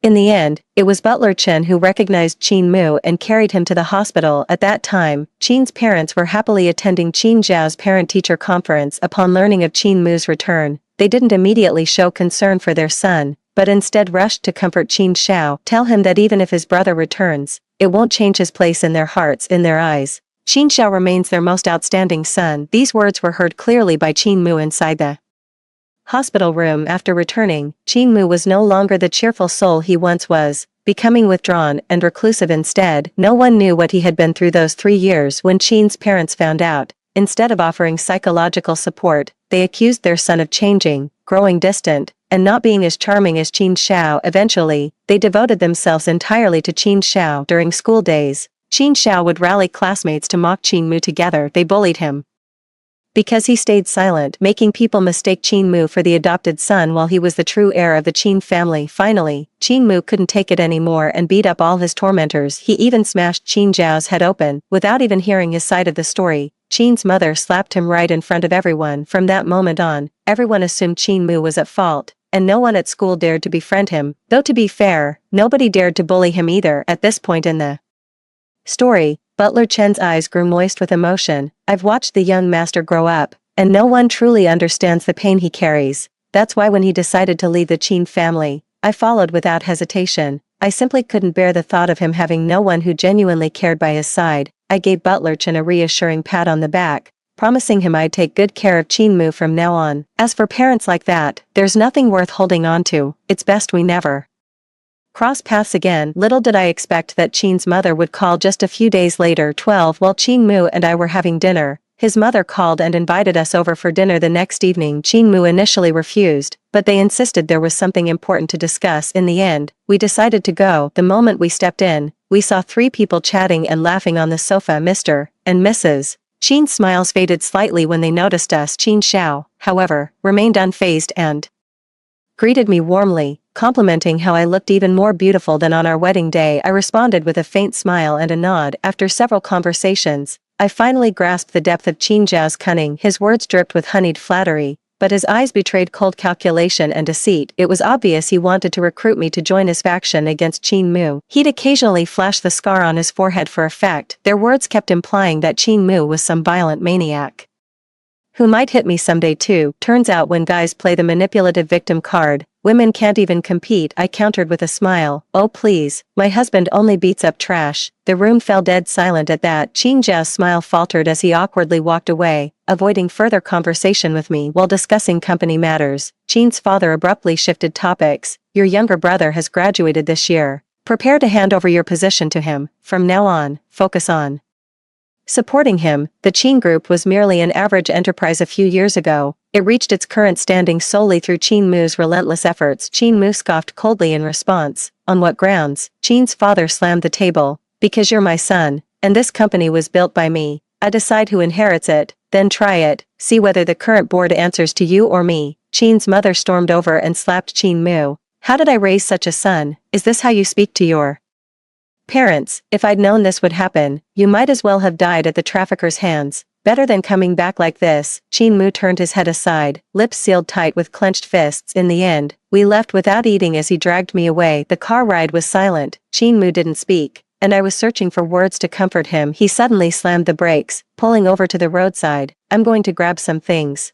Wait for me in the car. Without waiting for my reply, Qin Mu stepped out of the car and left. After what felt like ages with no sign of Qin Mu returning, I grew worried something might have happened and decided to go look for him. I searched for a long time but couldn't find Qin Mu anywhere. Starting to feel scared, I considered retracing my steps back to the car. Suddenly got stopped by a group of thugs. Where'd this chick come from? Out so late? Wanna have some fun with us? 13. I forced composure, replying coldly, none of your business. The leader sneered and reached for my shoulder. Stop playing hard to get. Don't worry, we'll treat you right. I dodged sideways, took a few steps back, and warned, get lost now or I'm calling the cops. They weren't intimidated. As I kept retreating, they kept advancing. My back hit the wall. Nowhere left to retreat. They kept closing in, gripping the pepper spray in my bag. I braced to strike if they came any closer before the group could reach me. Their leader was yanked backward by his hair and smashed head first into the wall. A sickening crack echoed as blood gushed from his skull, the man howling while clutching his head. My vision cleared. It was Qin Mu, just as I'd suspected. His eyes burned crimson with fury, pummeling the remaining men into the ground before they could react. Their fists were stained crimson before the thugs finally scrambled away in panic. Qin Mu watched me standing frozen and sneered, scared. He pulled me into his embrace. Even if you are, I won't let you go, you're mine.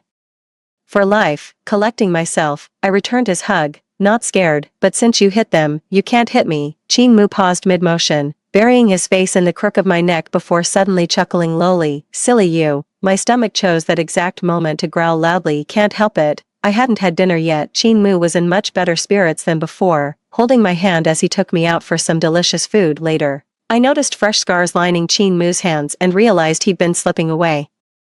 To self-harm in secret. Ching-Mu didn't want me to see him at his lowest. He no longer wants to die, but still struggles with the urge to hurt himself. He couldn't help himself, so he carried a small knife hidden on his person. Ching-Mu's therapist told him this stemmed from profound self-loathing. I took the knife from him and said we'd face his episodes together. No more hiding. Ching-Mu agreed. Ching-Mu's parents called several more times trying to get us to visit, but we turned them down every time. Just days later, my own parents showed up uninvited with Jiangxing in tow.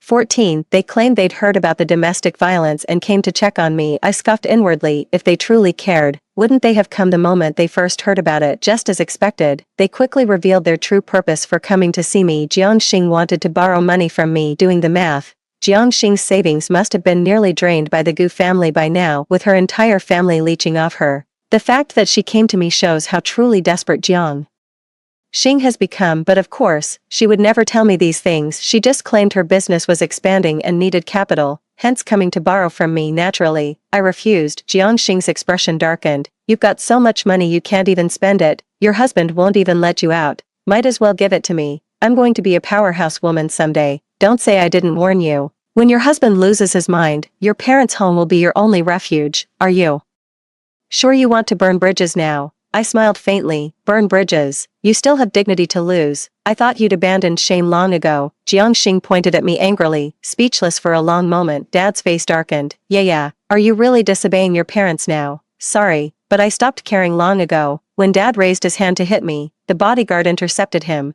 I immediately had security escort all three of them out. Jiangxing tried cursing at me by the doorway, but our embarrassed parents dragged her back inside. This is the first time since birth that I've defied my parents' wishes because I've learned that endless compromise earns no respect, only escalating demands. Ching-Mu wrapped his arms around me from behind. He'd been upstairs the whole time, hearing every word clearly. They pissed you off. Want me to take care of them for you? I shook my head. Karma will catch up with them. 15 later. Mom called again and tore into me. She threatened to cut ties unless I helped Jiangxing. Couldn't ask for more. I hung up and blocked her right away. Later, I ran into Jiangxing again at a dinner party. She was glowing with health, and her smile widened when she saw me. Sis, did you really think I couldn't make it without your help? My husband secured Mr. Zhao's investment this time. The Gu family will be back on its feet soon. I didn't respond, just turned to Gu Shuyan. You're the one who contacted Mr. Zhao. Gu Shuyan's face betrayed barely contained triumph, though he struggled to maintain a facade of modesty. I'd do anything to help Xingxing. I scoffed derisively. When people pretend for too long, they start believing their own act. Gu Shuyan pulled Jiangxing away, saying, Chairman Zhao's over there. Let's go thank him. Before leaving, Jiangxing shot me a challenging look and muttered, anything you can do, I can do too. In my past life, I also secured investment from CEO Zhao, but back then, I already knew exactly what kind of person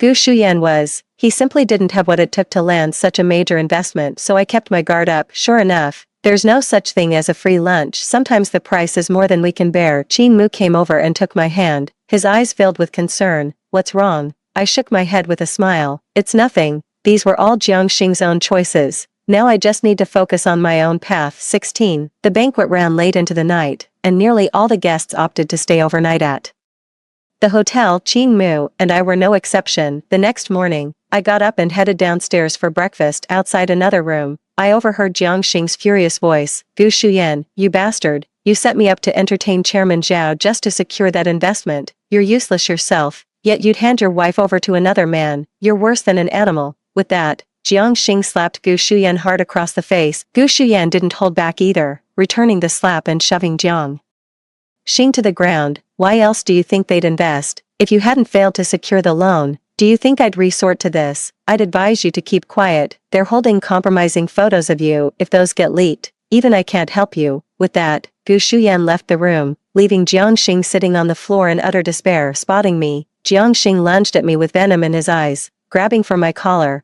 Why? You knew all along. Why didn't you warn me? dodging her attack. I said flatly, "You made this choice yourself, didn't you?" Jiangxing fell to the ground again and suddenly laughed. "So in your past life, you went through the same thing as me. You're just as tainted. We're both filthy. Who's any better than whom? We're both filthy, both filthy." Jiangxing kept repeating herself, as if dragging me down to her level would ease her conscience, but my next words shattered her completely. "I didn't." Jiangxing's eyes widened. "Impossible. There's no way a woman could have escaped that situation yesterday, because I'm more ruthless than them." 17 Jiangxing laughed incredulously. "Impossible? How could a woman be more ruthless than a man?" I didn't answer, walking past Jiangxing as I left. "In my past life, Gu Shuyan got me drunk and took me to Zhao Chang's room. Little did they know, my alcohol tolerance had been honed through countless drinking sessions. I wasn't that easy to get drunk. Besides, I'd already been wary of them. The moment I entered the room, I activated my phone's voice recorder. When Zhao Chang tried to force himself on me, I fought back desperately. Gu Shuyan stood right by the doorway, yet chose to do nothing. Zhao Chang thought he had me cornered, so he dropped all pretense and started spewing vile insults. In the end,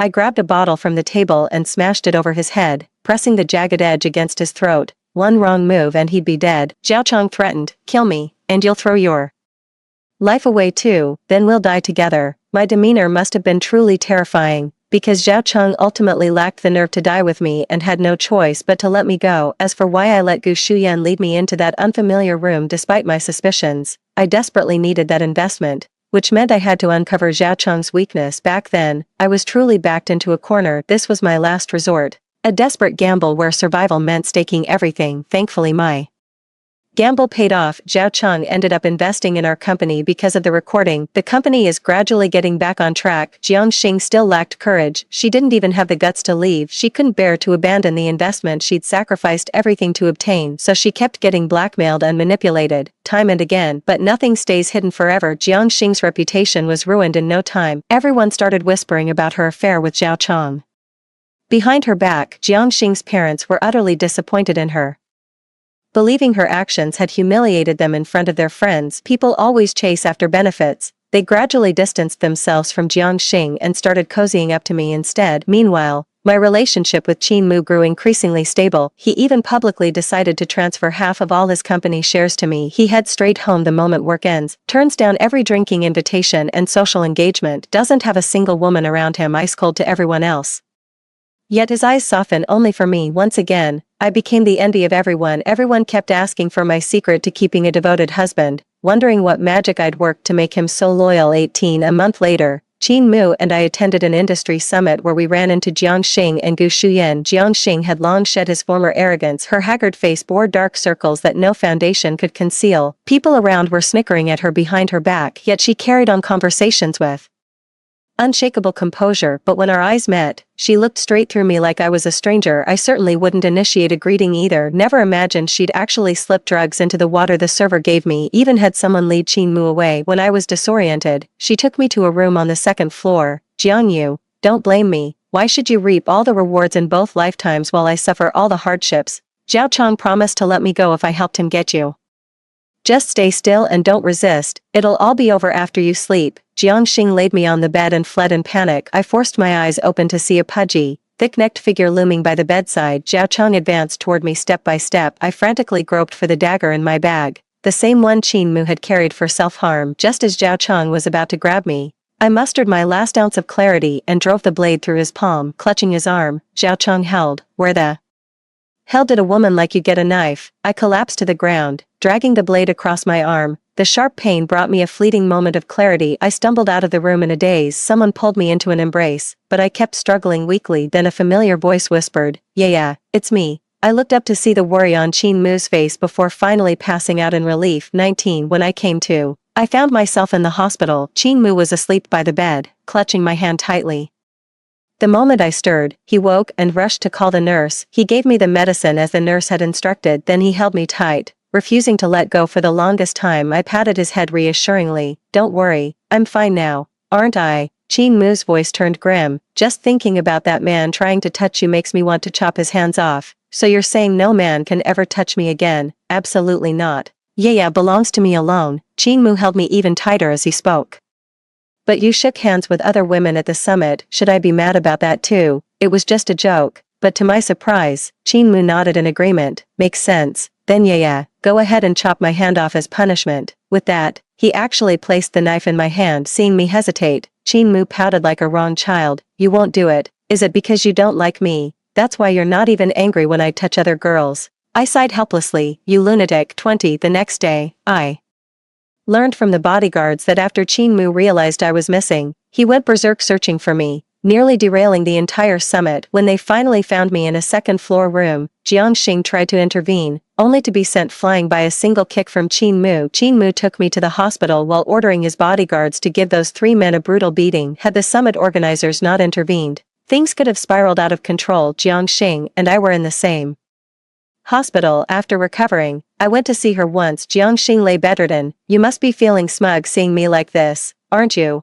I sat on the couch across from her. You brought this all upon yourself. Jiangxing laughed, her laughter growing increasingly shrill. I just don't understand. We came from the same background, the same parents. Why does everything you choose succeed while all my choices fail? I can't accept it. Why does fate always favor you? Fate doesn't favor me. You were wrong from the very beginning. What matters isn't the choice itself, but the person making it. Jiangxing sneered. You're just implying I'm not as brave as you, aren't you? I shook my head gently. No, your biggest mistake is always expecting others to get what you want, never considering earning it through your own efforts. But every gift from God comes with a price tag already attached. You can't have your cake and eat it too. Greed always backfires. I was never the one who did this to you. Jiangxing stared at me with wide eyes. I stood up and walked away without looking back. Behind me, Jiangxing's voice turned almost hysterical. You're lying. I didn't lose. You're lying. 21. After I was discharged from the hospital, Chinmu became even more clingy, blaming himself entirely for my accident and practically wanting to keep me by his side every second. Dad mentioned that Gu Shuyan divorced Jiangxing right after she left the hospital. Lately, he seems to be courting the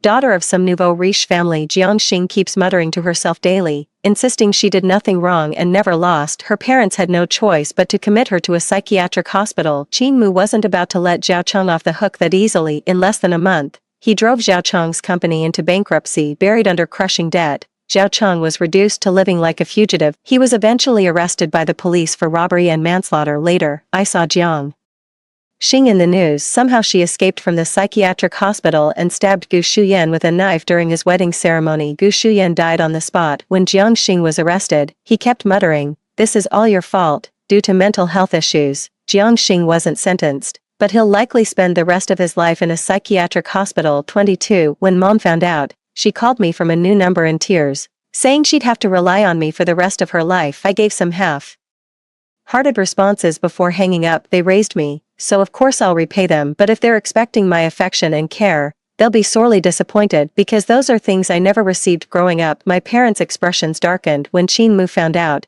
He was so overjoyed he could hardly contain himself, unsure if he should even touch me. In the end, I was the one who embraced him first. Only then did Chinmu happily sweep me up in his arms and spin me around. After 9 months of pregnancy, we welcomed a beautiful baby girl into the world. Chin's parents wanted to visit the child, but we turned them down. Chinmu gazed at the child with tender eyes. Yeah, I'll do my best to be a good father. I smiled and said, we both will. Even though we never received much parental love ourselves, our child will be the happiest one. Story 2. Ningshu's beloved died because of me, and he hated me for it for 10 years. Even when I succumbed to illness, he never forgave me. Reborn on that fateful day, I resolved to let them be together by dying in his beloved's stead. Fortunately, I survived the attempt and seized the chance to fake my death. I started a new life, leaving Ningshu completely behind me. 2 years later, Ningshu accidentally came across my photo and realized I was still alive. They say he lost his mind on the spot. 1. After 10 years of marriage, Ningshu finally found a substitute for his unattainable love. She was a college girl. Her mere resemblance to Shen Lanshan drove Ningshu wild with devotion, spoiling her rotten coming from poverty. Ningshu sponsored her education. When she needed an internship, Ningshu made her his personal assistant. They became inseparable. Ningshu once promised we'd take a seaside stroll on my 35th birthday. It's been over a decade since we last visited the shore together. Ever since Shen Lanshan was lost to the sea on the birthday, I applied lipstick to mask my sickly pale lips, then draped my emaciated frame in elegant clothes. I waited by the shore all day, not a single call from Ningshu. Only when night fell did his secretary relay that urgent business kept him away. Relying on memory, I found that college girl's Weibo post. She posted a photo with a hand barely visible in the corner that was unmistakably Ningxu. The moment he heard I had period cramps, he dropped everything and rushed over, even made me kanji himself. Older men really know how to pamper you. Adorable. The tumor in my brain is pressing on the nerves. The pain so severe I can't straighten my back. Liberation is near. I smiled soundlessly at the sea. Shenlanshan, I'll soon repay you with my life too. Ningxu didn't come home until the early hours. He glanced at me on the couch and said flatly, still up, Ningxu, we need to talk. I know what you're going to say. He leisurely loosened his tie. Even at 35, Ningxu maintained a well-toned physique, his every movement exuding the poise of a mature man. No wonder he could attract 20-year-old college girls. I was indeed with my assistant tonight. She wasn't feeling well and had no one around. I thought it'd be tough for a young woman alone, so I went to check on her. We'll go to the beach another day. Not about that. He seemed surprised. Then what is it? I was trying to figure out how to bring it up. Ningxu took another guess. The birthday gift. I had my assistant deliver it to you. That's not it either. Ningxu's patience ran out. He yinning. I'm exhausted today. If you've got something to say, spit it out. Instead of wasting time with riddles, I have terminal brain cancer. I slid the diagnosis report across to him. I'd rehearsed 100 ways to start this conversation, but none of them mattered in the end. Ningxu kept flipping through the report in disbelief. The room was eerily silent. Is this real? A top-tier hospital falsifying reports? For the first time, Ningxu showed me a flicker of emotion beyond impatience, but it was gone in an instant. He quickly composed himself, setting the report aside. It's getting late, you should rest. Is that all you have to say? When disappointment piles up, it turns into collapse. Ningxu, I'm dying. This might be my last birthday alive. He stopped in his tracks, letting me pelt him with pillows and cups, neither resisting nor dodging. Only when I'd calmed down did he wipe the water from his face, revealing a cruel smile. He yinning, tell me, isn't this karma? I froze on the spot. Then came the second half of his sentence. This is your karma for indirectly causing Shenlanshan's death. 3. Ningxu threw those words at me before retreating to his bedroom. The door slammed shut, cutting off my last glimmer of hope, but I knew Ningxu was right. Shenlanshan's death was connected to me. Before turning 22, the three of us, Ningxu, Shenlanshan, and I, were inseparable, the very definition of an ironclad trio. If I had to say, I was always the odd one out. Both the Shen and Ning families were extremely wealthy. They received elite education since childhood and shared many common interests. Only because Shenlanshan considered me her best friend did I have a place in their circle. Later, just like every cliché love triangle story would go, I fell for Ningxu, but his eyes only ever followed Shenlanshan. My secret crush meant nothing in the grand scheme of things. For Miss Shen's 22nd birthday, I suggested celebrating at sea. Coincidentally, she owned a private yacht that had never been used. Shenlanshan found the proposal quite appealing, so she cancelled the upscale club reservation last minute and moved the birthday celebration to a maritime venue. The festivities stretched across several days. At first, everything went smoothly, but on the third day, disaster struck. The yacht suddenly malfunctioned, causing seawater to flood in, and is expected to sink within 20 minutes. There are 17 people on board with only 2 lifeboats, which have a maximum capacity of 16. One person will inevitably have to stay behind and await rescue. To ensure fairness, Shenlanshan proposed drawing lots to decide who would remain. Unfortunately, I drew the short straw. After everyone boarded the lifeboat, Shenlanshan suddenly snatched the lot from my hand. Ningning, you go first. No, I'm the one who drew the lot, you dummy. Shenlanshan flashed me a smile. No wonder she was the campus belle. That radiant grin. I can swim, you can't. You go first. I'll last longer than you. No, if you're staying, I'm staying too. Don't make this harder for me. Who knows, I might reach shore right after you. Without another word, Shenlanshan pushed me onto the lifeboat. She turned to Ningxu and said, take good care of her. Those were Shenlanshan's final words to us, for no sooner had our lifeboat departed than the storm hit. The extreme weather delayed the rescue team, and by the time they arrived, the private yacht had completely sunk. Shenlanshan couldn't be saved. Rescuers found her body in the wreckage of the sunken ship. Ningxu had planned to confess his feelings to Shenlanshan after returning to shore. He'd even prepared gifts and flowers, but his beloved white moonlight remains forever in the sea. From that moment on, Ningxu began to despise me. If only I hadn't persuaded Shenlanshan to set sail, she wouldn't have died. If not, it would have been me who perished later. Ningxu read my diary and discovered my secret crush on him. He sneered mockingly, you like me, as if you're worthy. Yet despite his words, a week later Ningxu suddenly proposed with a diamond ring in an outrageously grand gesture. The photos went viral online, everyone saying they've never seen a diamond this enormous and how adorable the prince and Cinderella's childhood sweetheart romance is, but little do they know, in reality, the prince's gaze never lingered on Cinderella. Ningxu married me solely because of Shen Lanshan's dying wish. He truly took good care of me, except he never loved me. Ningxu never once strayed. As if to put Shen Lanshan's departed soul at ease, he struggled to maintain our marriage for a full decade until this replacement appeared, rekindling the dying embers in Ningxu's heart. My condition grew progressively worse. Ningxu never once visited me in the hospital. He was too busy with his career, busy entertaining his young assistant. The hospital room TV was broadcasting a charity gala live. There was Ningxu in formal attire, with that assistant Xiaoqiu trailing behind him. With her delicate makeup, Xiaoqiu looked even more like Shen Lanshan. My gaze froze when I spotted the necklace around her neck. That was Shen Lanshan's necklace that year when I was 20, all because I'd casually remarked, "This necklace is beautiful." Shen Lanshan simply took it off and gave it to me. Only later did I learn her brother had bought it at auction for millions. Shen Lanshan said, "What's a few million? Ningning is my best friend, she's worth it."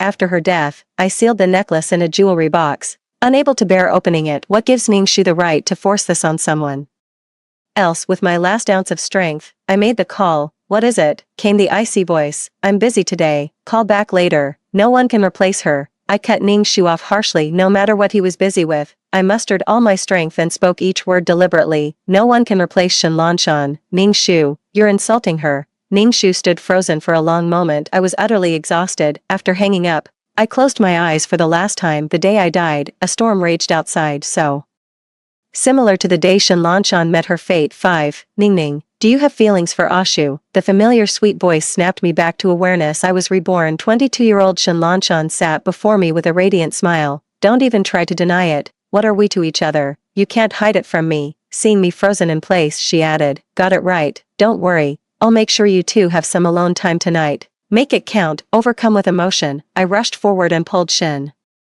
Lanshan into a tight embrace. The familiar scent of jasmine clung to her. "It's really her, in the flesh." "Ningning, what's wrong? Who's bullying you? Tell me, I'll teach them a lesson." "No, The words trailed off unfinished. The alarm suddenly blared. "Yacht malfunction. All personnel report to the deck immediately, now." "Oh no, this can't be happening. I just got reincarnated." 6. Everyone gathered uneasily at the bow. The yacht was tilting, its stern beginning to sink. To make matters worse, the weather was turning foul. Just like in their past lives, they drew lots to decide who would wait for rescue. I took a deep breath and snatched the short straw first. "It's me. The rest of you don't need to draw." Everyone except Shen Lanshan sighed in relief and scrambled onto the lifeboat. Just then, I noticed something odd about Ningxu. In his past life, he was the commander, organizing everyone's orderly boarding of the lifeboat, but now, he stood there dazed, eyes vacant, only squeezing onto the lifeboat when shoved by others, as if his soul had left him. "Whatever, who cares about him?" I clenched the short slip in my palm and counted down 3 seconds. 3, 2, 1. Shen Lanshan lunged at me to snatch my slip. Just as I expected, my prediction was spot on. I dodged her effortlessly. "What are you doing?" I feigned surprise. She said, "Ningning, let's switch. You go first this time. I'll stay and wait for help.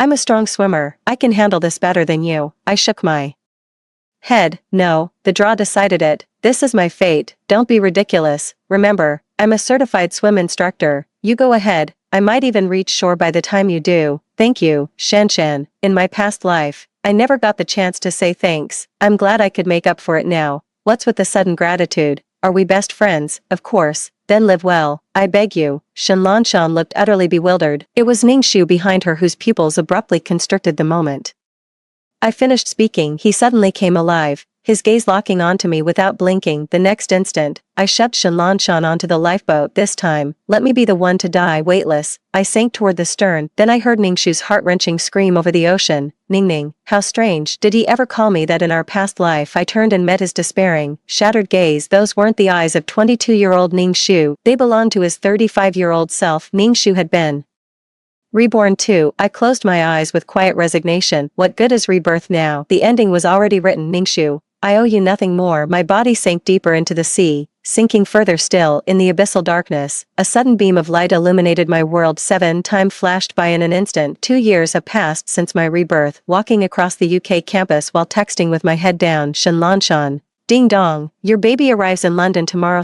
Cool JPG me, ready to welcome your Majesty anytime/cool JPG Shenlanshan, bringing you spicy strips me, my lady, you're my goddess, a foreign classmate nearby asked. What's got you so cheerful? I couldn't help but smile after escaping death itself. How could I not be happy? No one would have guessed I'm still alive. That shipwreck 2 years ago. As my yacht was sinking beneath the waves, a small lifeboat suddenly appeared. It cut through the mist and waves, speeding toward me. What happened next is beyond my knowledge. When I came to, I found myself in a foreign hospital. A familiar face was by my side, strikingly handsome yet with an air of cool detachment in his features. Awake. The doctor says you're out of danger. My mind lagged for a moment before finally placing who this person was. Shindu, that stern, rigid older brother who'd nevertheless spend millions on a necklace for Shenlanshan. Was it you who saved me?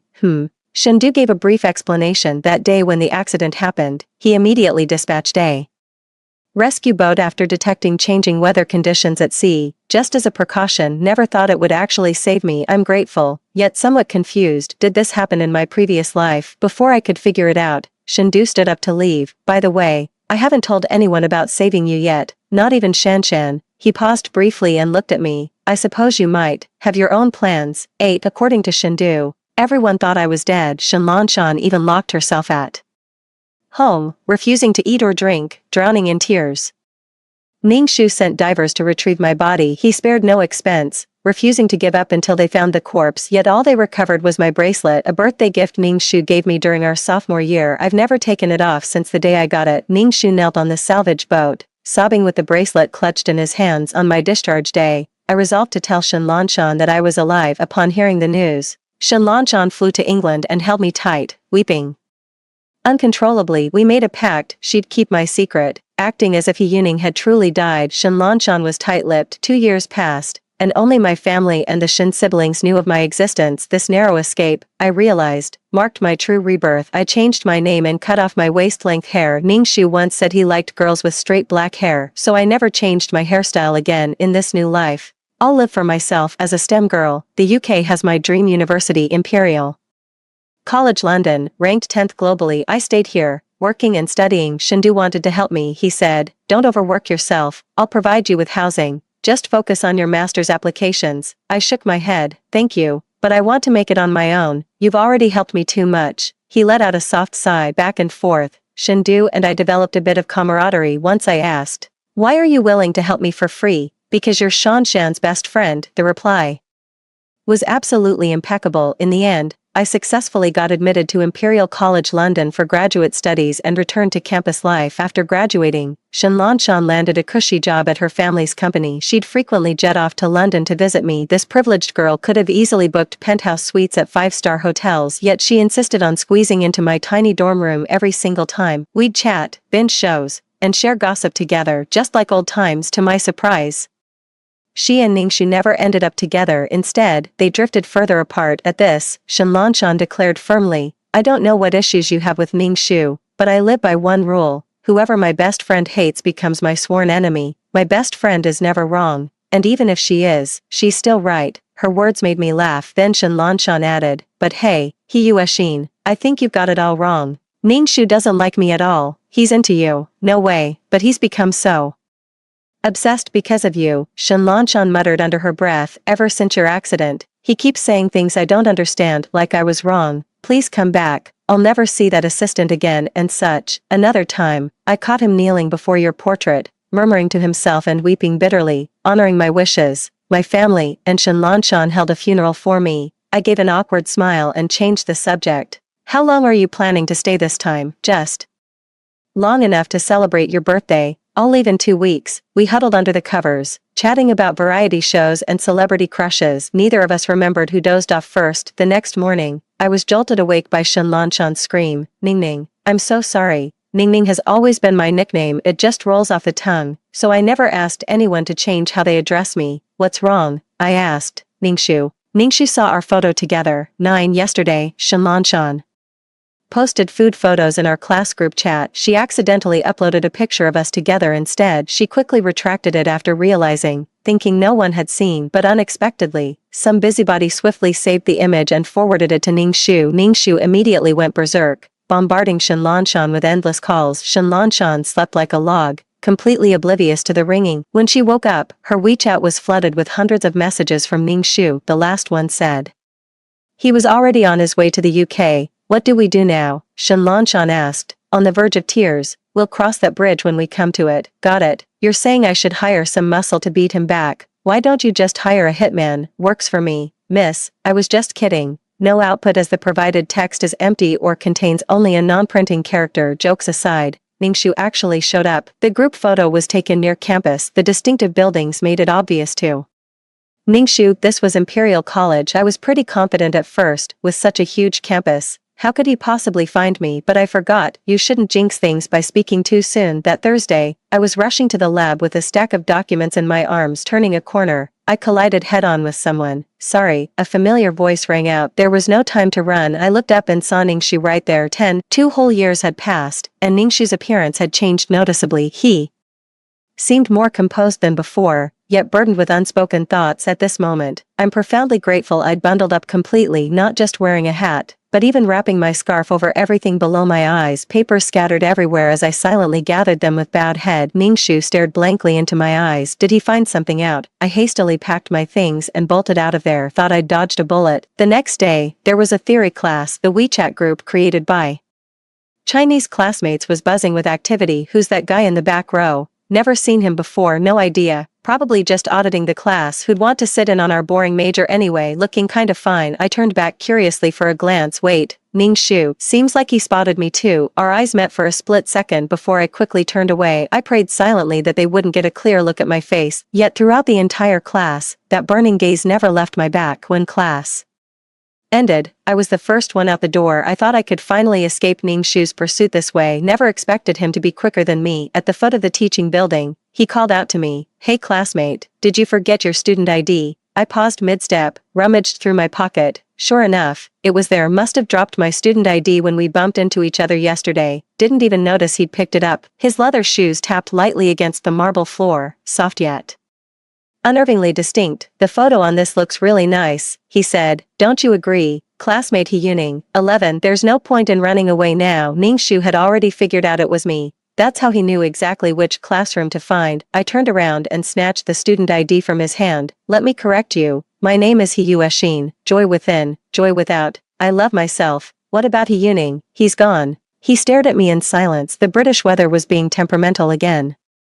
With a fine drizzle now falling, Ningshu's eyes mirrored the weather, hazy and unfathomable. You've been reborn too, haven't you? He whispered. Did you abandon even the name Yuning just to avoid seeing me? Yes, I did. Ningshu's eyes gradually reddened. Why? Do I need a better reason than I hate you? Fair enough. I was a jerk. I hate myself too. But Ningning, no matter how much you despise me, don't avoid me, please. I gave him a weird look. Are you insane? What's with this sudden dramatic confession? Say whatever you want, as long as it makes you happy, Ning. Shu stepped forward, grabbing my hand and pressing it against his chest. Ningning, by the time I realized how deeply I loved you, it was already too late. Heaven punished me, making me endure your death twice. The agony tore me apart, until today. Before he could finish, I yanked my hand away and slapped him across the face. Wake up, I stopped loving you ages ago. 12. My blow sent Ningshu's head snapping sideways, leaving him dazed for a long moment. I hadn't held back my strength. A red mark gradually bloomed across his cheek. Young Master Ning had lived in pampered luxury, never once been struck before. He touched his face and smiled. To his surprise, it was a contented smile. Let's just say Ningning was willing to touch me. Shen Lanshan was right. He'd completely lost his mind. Feel better now? If not, how about slapping this side of my face too? He even proactively offered his other cheek. I recoiled in disgust. Don't make me sick. Disgusting. Ningshu froze. You think I'm disgusting? Absolutely revolting. Could you bear with me and let me finish? No, I don't want to hear it. Just then, my savior arrived. Spotting the Maybach approaching through the rain, I sighed in relief. Gotta go. My boyfriend's here to pick me up. Boyfriend?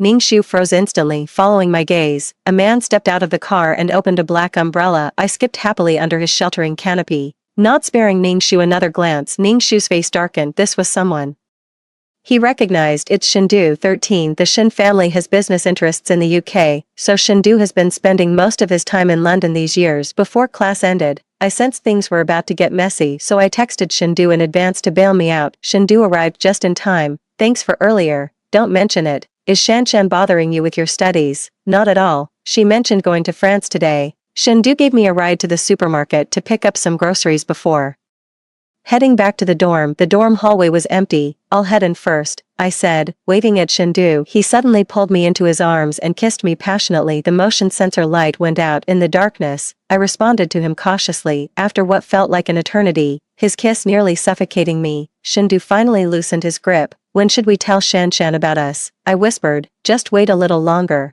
He pouted, am I really that embarrassing to show off? It's not that. The words melted into our next lingering kiss. Shindu and I have only been together for half a month. Even now, it still feels surreal when I think about it. That day, he calmly asked if I'd like to try dating him. Mesmerized by his striking features, I found myself nodding without thinking. After calming down, I started having second thoughts. Shindu is after all my best friend's own brother. Wouldn't this be kind of inappropriate? Sensing my hesitation, Shindu immediately asked, do you still have feelings for Ningxu? Of course not. Then give me a chance. I'm great, not inferior to anyone. You've got nothing to lose by trying. He made a compelling point. I'm not going to stay single forever just because of one lousy guy. Shindu is genuinely wonderful, thoughtful and caring, but something still feels off when we're together. I keep things polite with him, and he does the same. Only in the darkness like this do we dare to hold each other. Shindu's passionate kiss was interrupted as a plastic bag fell to the ground with a dull thud. Is Ningning back yet? Shenlanshan's voice suddenly rang out. She happily ran to the door, pulled the door open. 14 alarm bells rang in my head as I swiftly pushed Shindu away. Caught off guard, Shindu was shoved against the wall with a muffled grunt. That must have hurt. I gave him an apologetic look. Huh, brother, what are you doing here? Shenlanshan asked in surprise. We ran into each other, and your brother gave me a ride to the supermarket. I changed the subject. What about you? Weren't you supposed to go to France today? Don't even ask. With all the strikes in France, I had to cancel my flight, Shindu said. You two chat. I've got work to do. Heading out first. After closing the door, Shenlanshan looked me over. Ningning, what happened to your lips? They're so red. I fidget guiltily. Had some spicy food on the way here. Ha, serves you right for sneaking snacks without me. Your Highness speaks wisely, by the way. I've noticed my brother acting strange lately. What's wrong? I think he's in a relationship. My hand trembled, spilling the water I was pouring. Any evidence for that? Totally. Look, he used to post on social media like once every 6 months. But now he's flooding his feed with random stuff, snapping stray dogs, wildflowers, even writing cheesy captions like the moon looks beautiful tonight. Classic signs of someone crushing hard. Detective Shenlanshan swiped through her phone as she walked me through the analysis. She didn't notice that Shindu had sent me a message. Shindu, it hurts me from the bump just now. I'm sorry, it's all my fault. I was too nervous. Shindu, puppy dog eyes. JPG, normally restrained and rigid. Shindu's occasional cute antics like this create a striking contrast. Shindu, wanting compensation / fidgeting fingers. Me, got it. I'll make it up to you next time. Ningning, Shenlanshan paused and looked at me quizzically. Who are you texting? You've been grinning at your screen this whole time. Oh, just came across an adorable puppy video. I desperately changed the subject, even at the cost of revealing something personal. I ran into Ningxu today. She completely forgot about Shindu, just as expected. So, did he see you? I gave her a rough rundown, leaving out the part about Shindu. Shenlanshan clicked her tongue. He's completely unhinged these days. Don't hit him yourself next time. I'm afraid he might actually enjoy it. Shen Lanshan was absolutely right. Ningxu has completely lost his mind now. That very night, just as we were about to sleep, the dorm group chat exploded. There's a guy kneeling outside building C, whose desperate simp got left behind. 15. Someone took a photo and shared it in the group chat. The moment I saw Ningxu, I nearly passed out. It had been raining nonstop outside. He knelt in the downpour, looking haggard and pitiful. Dormitory access requires a keycard. Since he couldn't get in, he had no choice but to kneel there waiting for me to come down. Honestly, I wouldn't even spare Ningxu a glance if he dropped dead on the sidewalk, but the international student community is tight-knit. If I don't put a stop to this, the gossip will spread from London to Scotland by tomorrow. I just want to focus on my studies, not become the main character in campus drama. I stormed downstairs, seething with rage. Ningxu, how far are you willing to take this? Ningxu's eyes lit up. Ningning, you finally came to see me. I sneered. Missed me that much?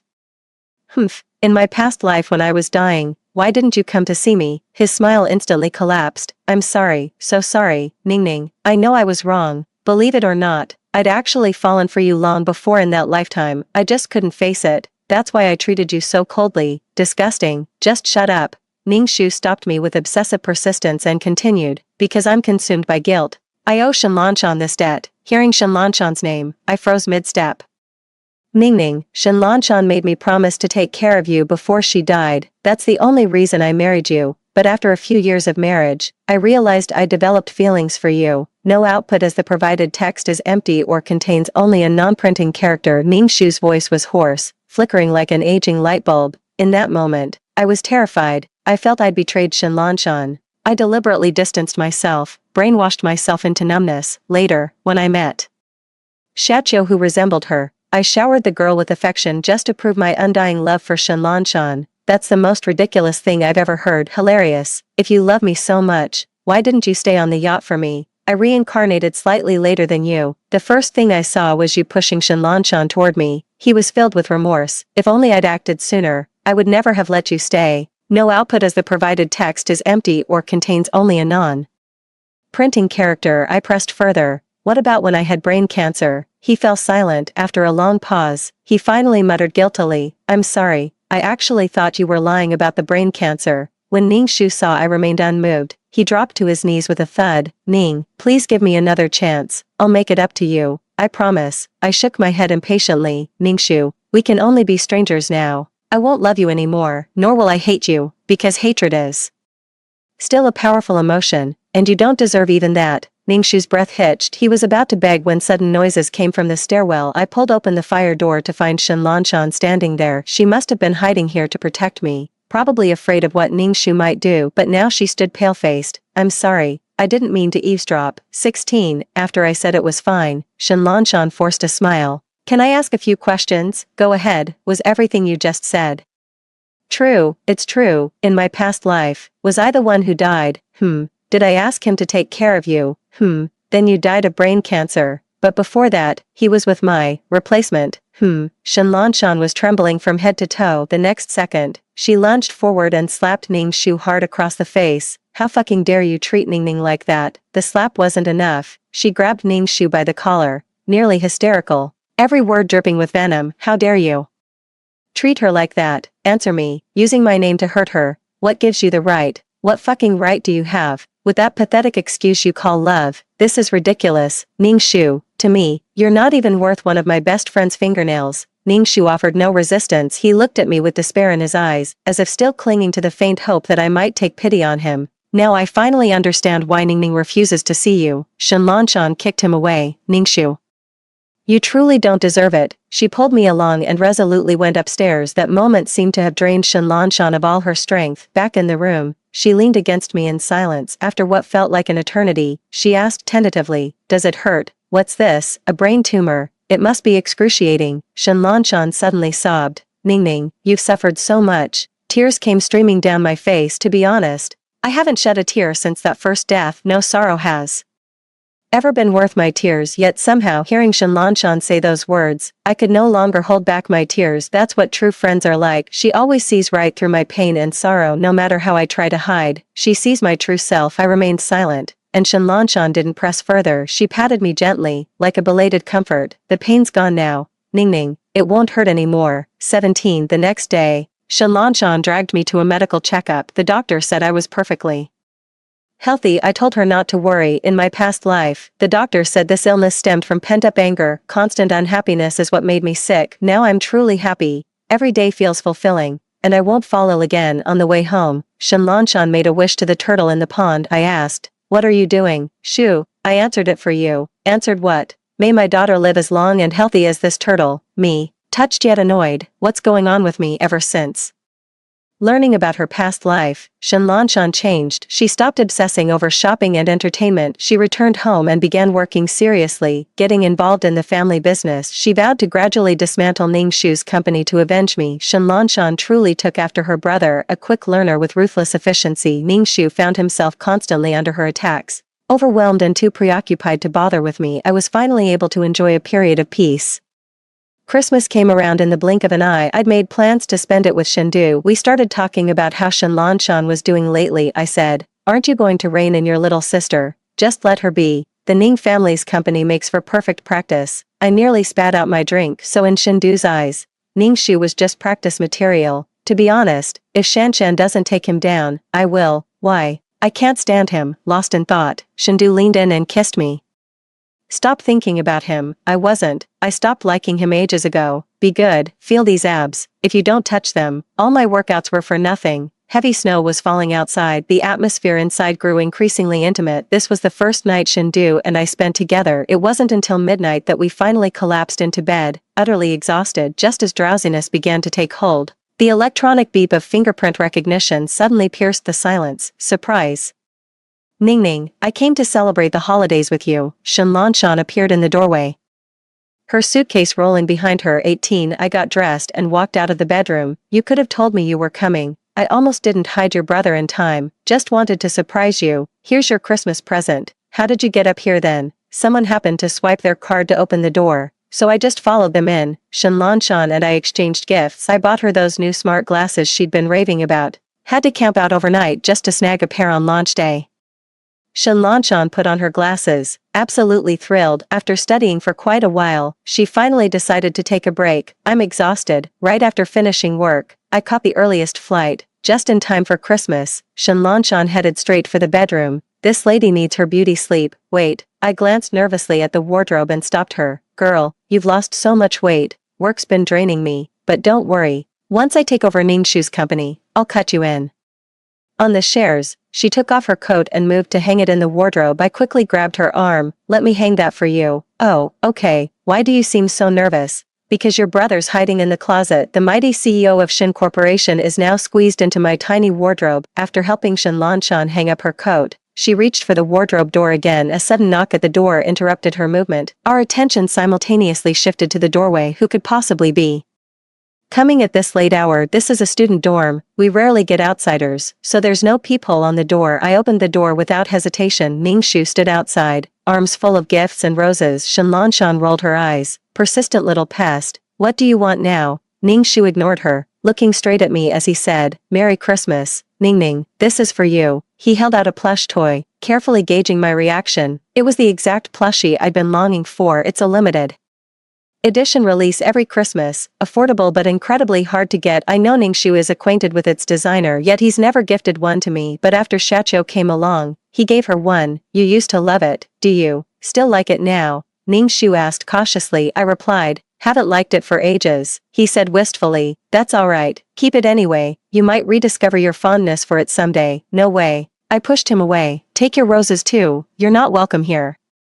Ningning, I know you lied about having a boyfriend. What's this? You only said that to spite me. I get it now. How ridiculous. Where does he get that confidence? Hearing this, Shindu inside the room couldn't hold back anymore. He stepped out of the bedroom and said irritably, who are you calling fake, Mr. Ning? Have some self-respect and stop harassing my girlfriend. Even Ningshu was taken aback this time. Shen Lanshan's eyes widened in shock. 10 minutes later, the two men left one after another. Only Shen Lanshan and I remained in the room. We stared at each other in silence. To be precise, the young Miss Shen was clearly upset and giving me the cold shoulder. I offered my apology earnestly. If you're uncomfortable with me dating your brother, I'll break up with him right now. How could romance ever compare to all these years of friendship? Shindu will just have to bear with it. I'm sure he'll understand. I'm not mad about that. Shen Lanshan crossed her arms. I'm furious that after being this close, you kept it from me. And my brother, I'm his only blood sister, his own sister, and he goes after my best friend. How is that acceptable? Don't blame him. I made him keep it from you. Hey you Ashin, didn't we promise to share all our romantic prospects with each other? I sighed. It's my fault. I'm afraid things might not last with your brother.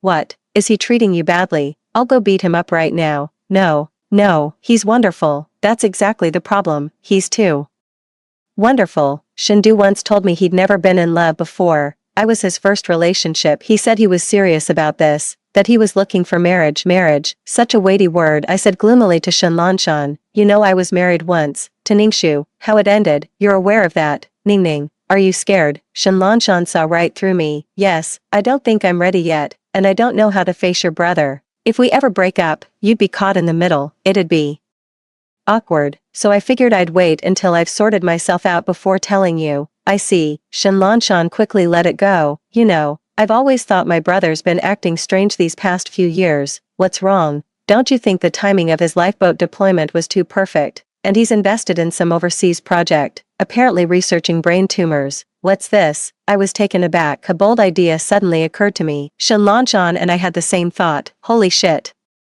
Did he get reincarnated too? 20. I decided to confront Shindu and get to the bottom of this. It was my first time visiting his residence in England. The password is my birthday. Looks like Shindu isn't home. The study door was ajar, and my eyes were immediately drawn to the densely packed documents covering the walls. Every single one was about brain cancer research, how to prevent, how to treat. Right at the center of the documents was a photo of me. It was a picture Shen Lanshan took of me during our freshman year sports meet. I had just finished the 100-meter dash, flashing a victory sign with a smile. A sheet of paper dangled beneath the photo, covered with little notes about me. She loved watching the ocean, but after Shanshan's death, she developed a fear of the sea. She adored a certain brand's bunny plushies, the limited Christmas editions released annually that she never managed to get. She was diagnosed with cancer at 34. To keep her spirits up, take her for regular checkups. Every word is infused with profound, passionate love. To think someone had carefully preserved even the darkest chapter of my life. Shindu appeared silently at the doorway. I knew I couldn't keep it from you. I turned to him. So, you're living a second life too? He nodded. I was reborn on the day of the shipwreck, sent rescue boats immediately, just made it in time. When Shindu realized it was me they'd rescued, he began to suspect we shared the same secret. Shindu, I never realized before that he chuckled, back then, your heart only had room for Ning Shu. You saw me as nothing more than your friend's brother, not even a real friend. I was afraid if I confessed and got rejected, you'd avoid even Shen Lanshan. Truth be told, in my past life, my interactions with Shindu were few and far between, and whenever I reject someone, I usually block them and keep my distance. When did you start liking me? He pointed at that freshman year photo. Before this, which means he'd already noticed me back in high school when my classmates and I visited Shen Lanshan's place. In my memory, he'd always ask everyone with gentle courtesy, would you like ice cream, or some fruit? Turns out, his gaze had been fixed on me all along. A flood of emotions washed over me as I recalled, in your past life, you never married. Because of you, Shindu admitted candidly. After my death, he lived out his remaining years in solitude. On the day he died of old age, he was still clutching that worn-out hair ribbon in his hand. I'd left it behind during my first visit to Shen Lanshan's home, the only keepsake I ever left him. Shindu said, had I known marriage would treat you so poorly, I would've. About what? About stealing you away. I stared into his clear eyes, momentarily speechless. Shindu, have you never resented me? What's there to blame you for? About Shen Lanshan's death, you didn't wreck the yacht, you didn't summon the storm. The decision to set sail was entirely Shanshan's. Why on earth would we blame you? He comfortingly ruffled my hair. I don't blame you. Shanshan doesn't blame you, and you shouldn't blame yourself either. Don't blame yourself. Finally, someone said these words to me. My nose stung, and I nearly cried again. Shen Lanshan once told me her family were nouveau riche. Ever seen cultured folks name their daughter something so ominous? My parents just thought Lanshan sounded pretty, didn't even check the dictionary. Their lack of education bit them. So now they're dead serious about me and my brother's schooling. Shen Lanshan wasn't lying. Both siblings turned out exceptionally well educated. Ning, I've waited for you for so long. Shindu pressed a kiss to my forehead, long enough to last a lifetime. Suddenly, I remembered his confession from back then. Would you like to try dating me? So calm and restrained, yet love had long been gathering unseen, year after year, into rushing torrents. Those waters finally came before me one day, mending the shattered pieces of my life, putting me back together. Bit by bit. Ning, thank you. For what? My voice caught in my throat. Thank you for finally seeing me. Shindu said contentedly. 21. Time flew by in a blur. 2 years later, I successfully completed my graduate studies. At the graduation ceremony, I took the stage as the valedictorian representing our entire college. The Shen siblings came to attend my graduation ceremony. Lanshan Shen has changed a lot. She's grown into a capable professional with the demeanor of a young executive. We call her little CEO Shen. Now, the acquisition plan for Ningxu company will be finalized this year. Several UK companies offered me positions, hoping I'd stay, yet I chose to return home. Applying my life's learning to build our nation is my deepest aspiration. After starting work, I met Ningxu a few more times. I only saw him when work demanded it, or when we bumped into each other as classmates, never by choice. Until that final meeting, he asked, Ning, do I look different to you? I gave him a Quick glance, not really. He paused for a moment, looking dejected. I've lost weight, he said, a lot of weight. Oh, by the way, I said absent-mindedly, barely registering his words, I'm getting married. He froze instantly. Am married, yes, Shindu proposed to me. I'm really happy about it. We're getting married later this year. They say when people feel happy, many burdens just melt away. That's exactly how I feel right now. Even Ningshu doesn't seem so annoying anymore. Want to come? I can send you an invitation. He forced a smile. Sure. Back then, I had no idea he can't make it. He's ill. With less than 6 months to live. 22. My wedding with Shindu was absolutely magnificent. Shinlanshan was my bridesmaid. She was happier than anyone else. Having my best friend become my sister-in-law means I'll never have to worry about in-law conflicts again, if she fights with my brother. Obviously I'm siding with my girl. Sisters before misters. Brothers. Never heard of them. Someone asked her, are you and your bestie really that close? I swipe on lipstick to mask my sickly pale lips later. Shindu slipped the diamond ring onto my finger. I looked at Shindu and said, I do. Below the stage, Shinlanshan sighed with emotion. I used to think no one deserved to be my sister-in-law. Now all I can say is, Shindu, how did you get so lucky? After the wedding, Ningshu sent gifts through an intermediary. The messenger said he'd gone traveling somewhere far away. He might never come back. I said, oh, well, wish him a pleasant journey. I pretended not to see his obituary. Life is but a fleeting journey between heaven and earth. Ningshu has embarked on his next journey. I too am about to embrace a brand new chapter of life, but I already have the love of my life and the greatest friend in the world. From now on, I shall fear no storm. The end. Story 2. Both Bien Yen and I were bullied at the same time, yet he fell in love with the girl who had been tormenting him.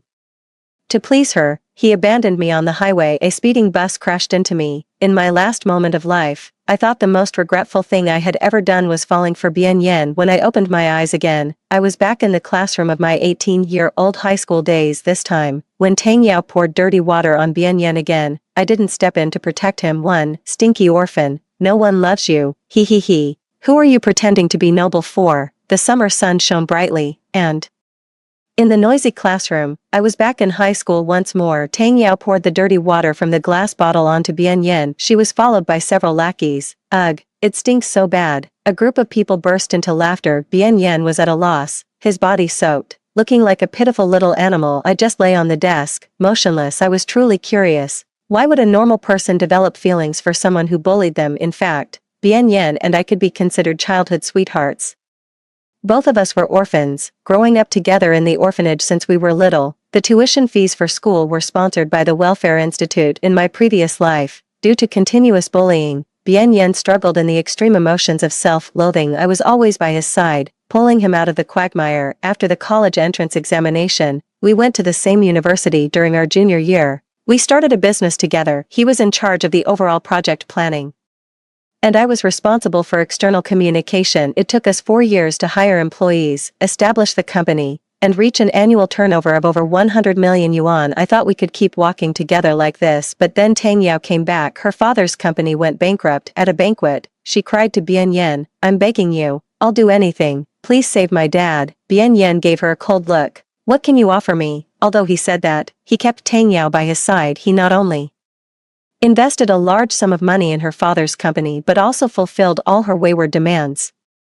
He was incredibly good to her. I even stormed into Bien Yan's office and queried him, do you know what you're doing? Her father's company is a bottomless pit with a mountain of bad debts. You're risking all our years of hard work. He looked at me, shook his head, and smiled bitterly. Qixia, you don't understand me. Indeed, I didn't understand him. After he let Tang Yao slap me, I decided to leave Bien Yen, but there were too many funds jointly involved between Bien Yen and me, and it wasn't easy to divide them up immediately. Especially that year, there was a huge project that required both of us to participate, but I never expected that on the way to that project, he would bring Tang Yao along. I lost my temper for the first time. This was a project plan I had prepared for a whole year. What was he thinking bringing Tang Yao with him? But Tang Yao said to him, Bien Yen, since Sister Qixia doesn't like me so much, just leave her here, too. After having dirty water poured on him, Bien Yen instinctively looked back at me. Yes, every time he was bullied, I would immediately step forward, stand in front of him, and confront Tang Yao aggressively. Even though I knew I was no match for her, she was a rich kid, surrounded by a group of friends, and none of them were easy to deal with. I averted my gaze. I completely ignored the pleading look he cast at me. Yo,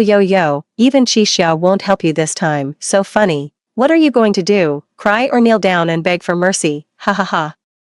I listened to these words without any emotional fluctuation. I even yawned. In my previous life, I became the target of Tang Yao's bullying because I helped Bian Yan. If I hadn't meddled, I could have had nothing to do with that group of people at all. Qixia, what's going on? Why are you just standing by?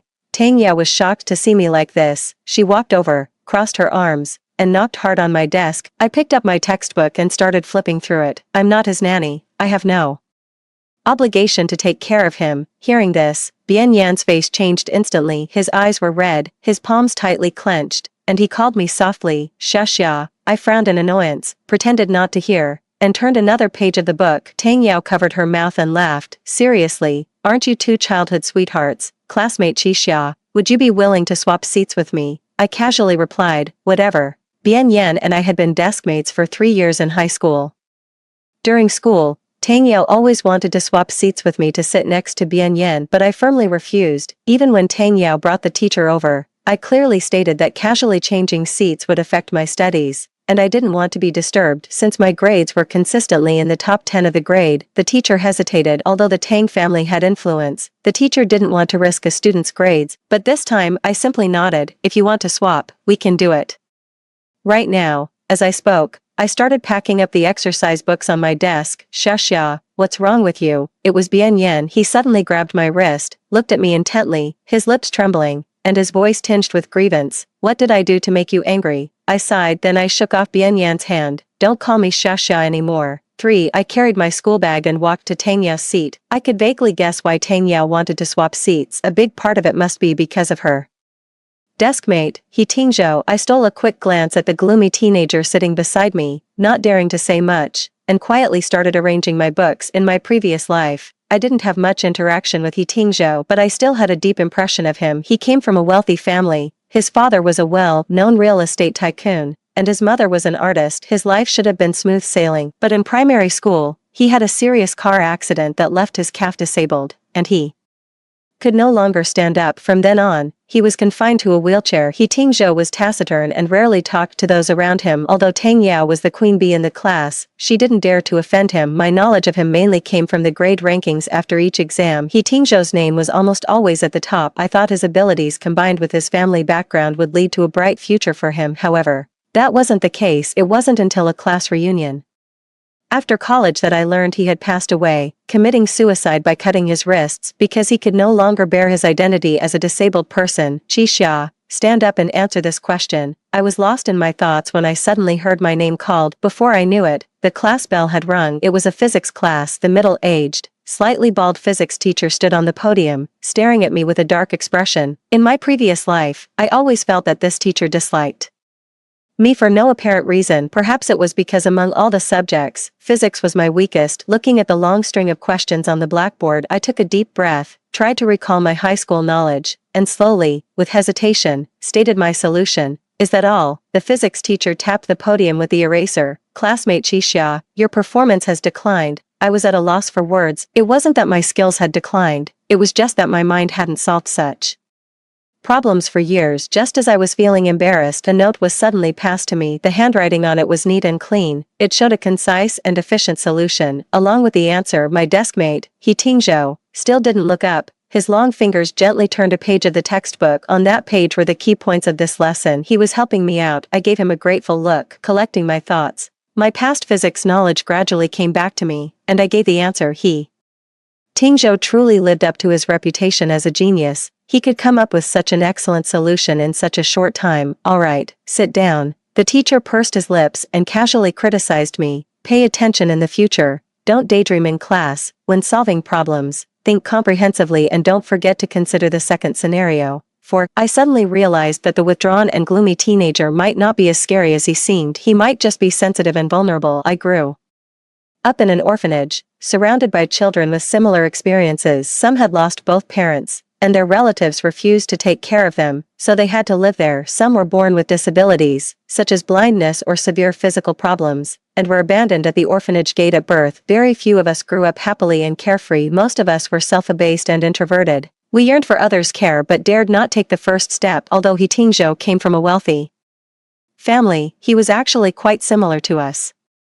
I wanted to give it a try and be the one to extend the olive branch first. More importantly, although I had always been at the top of my class in high school, after all these years, I had forgotten most of the basic knowledge I urgently needed someone to help me review. I decided to ask the academic genius, He Tingzhou, to be my teacher. The next day, I placed the cookies I made on He Tingzhou's desk. His hand holding the pen paused. He looked up and stared straight at me. I tried to give him a sincere smile. He Tingzhou, thank you for helping me in yesterday's physics class. These are my token of gratitude. He glanced at the cookies. He casually asked, did you make these? Yes, I was confident in my cooking skills. There weren't many caregivers in the orphanage. Since I was 6 or 7 years old, I had to learn to take care of myself. Doing laundry, cleaning, and cooking were all routine tasks. When Bian Yan was a child, he was very skinny, and sometimes his lunch would be snatched away by older kids. To make sure he didn't go hungry, I would sneak into the kitchen at night to see what food I could cook. That's when I learned how to make cookies and other snacks. He casually picked one up and put it in his mouth.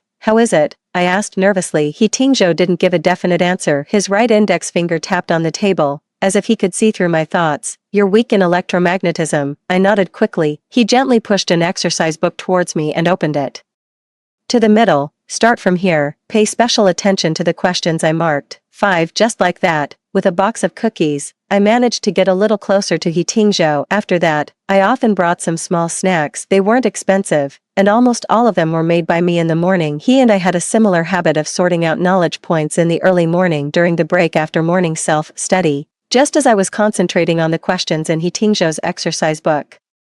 A panicked cry suddenly came from the 2 rows in front of me. It was Bian Yan's voice. Caught off guard, I instinctively looked up in that direction. Almost all the classmates in the class were drawn to the commotion. Those sitting far away even leaned forward, curiously peering over. Bian Yan stood up from his seat, his face pale, his lips quivering continuously. There was a piece of plasticine on the desk with red spots on it. Upon closer inspection, several sharp, jagged objects were protruding from it. It was as if someone had cut a blade into sharp pieces and stuffed them inside. God, blood, there's blood, a girl sitting by the aisle exclaimed. Only then did I notice that there was a noticeable wound on Bian Yan's hand hanging by his side, with blood dripping onto the floor. You didn't even last 10 seconds. Why did you let go? Tang Yao rolled her eyes. She poked Bian Yan's stomach with a ruler. You lose this game. Bian Yan lowered his head and said softly, I didn't know there was a blade in the eraser. Please don't play such dangerous games anymore. What a buzzkill. Tang Yao's face fell. She took back the ruler and slammed it hard on the desk. With a loud snap, the ruler made a clear sound and bounced onto the chair in front. After watching for a while, many people understood what had happened. It was just that the young miss was bored today and came up with a new way to torment the commoners. Yao Yao,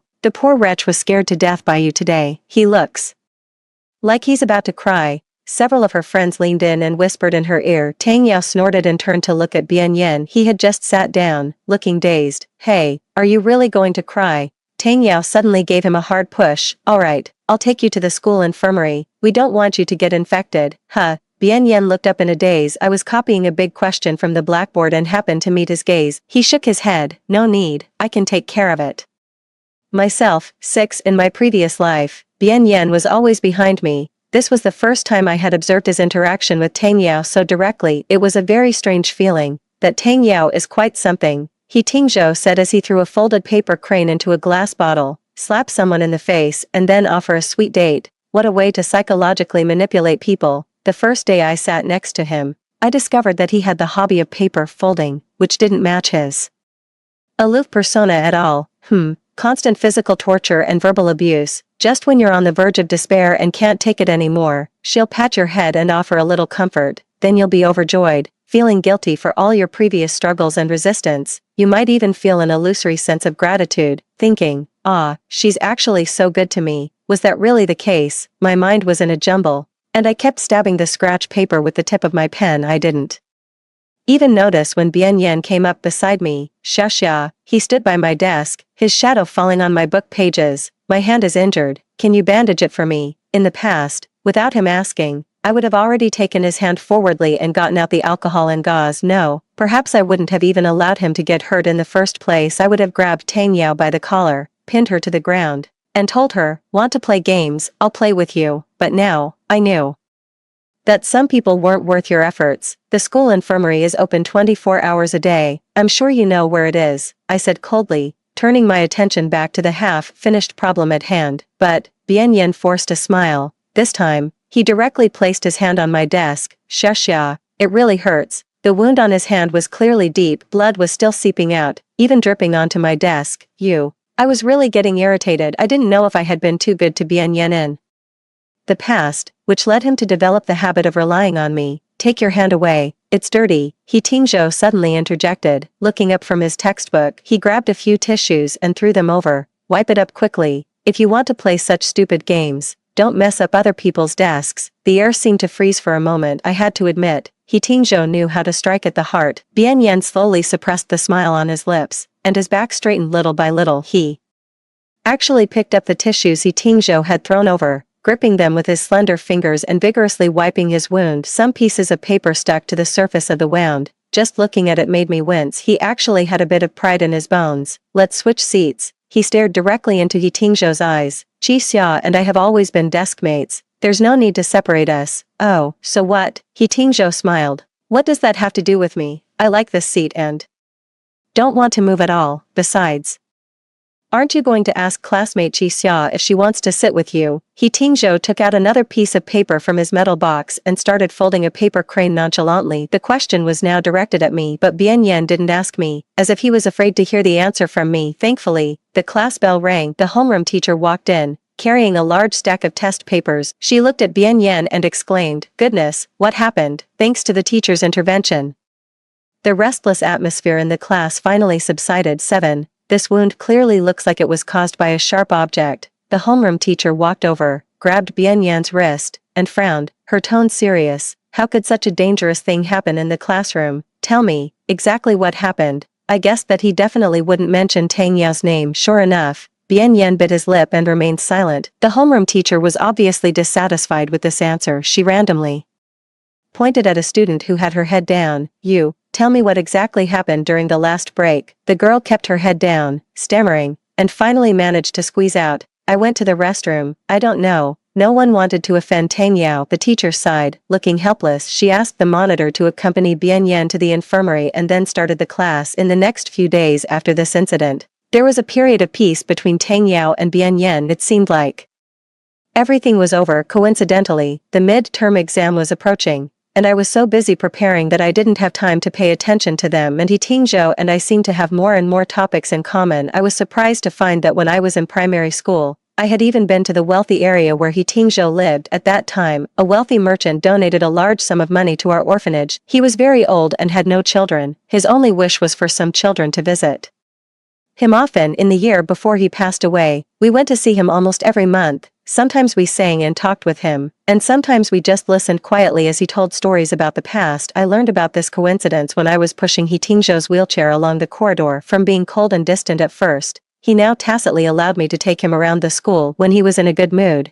He would even let me give him a quick sprint on the playground. Our relationship was progressing rapidly. I couldn't help but raise my voice and ask, He Tingzhou, we might have met before. He ignored me. Although I said that, I thought that even if we had met before, after all these years, we surely wouldn't remember. We just reached the corner of the stairs. Just as I was about to push him around, I suddenly heard the voices of Tang Yao and her cronies. First came the dissatisfied complaints of her lackeys. Yao, hasn't your dad scolded you these past few days? I've disliked that homeroom teacher for a long time. It was such a small thing, yet she still called the parents. It must have been that low-life Bian Yan who snitched. Tang Yao stomped her foot and snorted. I was too nice to him these past few days. He's getting too bold, even changing seats with He Tingzhou. I have to teach him a lesson. 8. After saying these words, Tang Yao slapped the door of the adjacent classroom hard. The iron door creaked. It was locked. Let's go. Never mind it, someone said. After these people left, chatting and laughing, via the front stairs, I pushed He Tingzhou out. That classroom was a storage room. It had a dark green painted door, and inside were discarded teaching aids and equipment. It was only opened once every few months. There were no windows, and it was dim and gloomy. Looking at the backs of Tang Yao and the others as they left, I felt that something was off about this. From what they said, it seemed that when Bian Yan was cut by the knife, the homeroom teacher had called Tang Yao's parents, and these people suspected that Bian Yan had snitched. Although it was almost certain that things weren't as they thought, given their personalities, they would surely seek revenge. I looked at this storage room. Could it be that they locked Bian Yan inside? Actually, I didn't care what happened to Bien Yan at all, but then I suddenly remembered that this person suffered from claustrophobia. Bien Yan was brought to the welfare institute by the police. He was very young, around 4 or 5 years old. The neighbors called the police because there was a foul smell coming from his house. When the police arrived, they found that both his parents had committed suicide at home. He was huddled up, hiding in the closet for several days. If a meticulous female police officer hadn't opened the closet door, he might have been overlooked. When the female police officer carried Bien Yan out,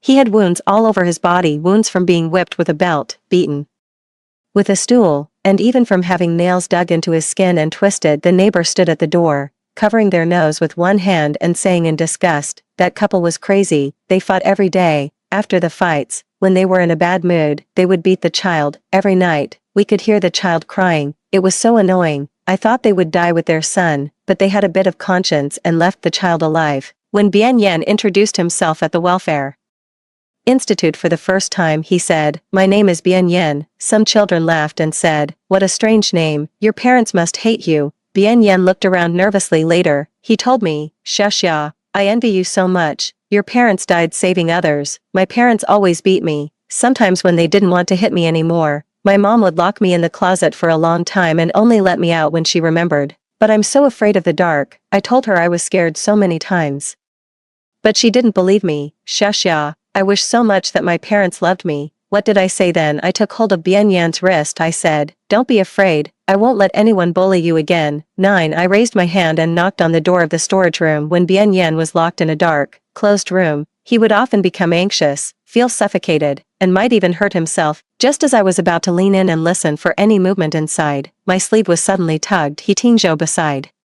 me frowned, looking a bit unwell. "Qixia, I don't feel well." I bent down and asked, "What's wrong?" He clutched his stomach. "My stomach hurts. If something really happened to He Tingzhou, I wouldn't be able to handle it alone." I quickly pushed him to the infirmary. Rushing in, I shouted, "Teacher, a student isn't feeling well." The school nurse, wearing a white coat, came out from the inner room. When he saw He Tingzhou, he exclaimed, "Ah, if it isn't classmate He." I was taken aback, thinking that He Tingzhou must be a frequent visitor to the infirmary. "What's the matter today?" The nurse washed his hands, took the wheelchair from me, and pushed He Tingzhou into the inner room. He glanced at me and nodded. "You're his classmate. Wait here." I agreed and sat on the sickbed in the outer room. The inner and outer rooms were separated by a curtain. Although I couldn't see what was happening, I could faintly hear some of the conversation. After a while, the nurse's voice came out, "There's nothing serious. Have you been eating regularly these days?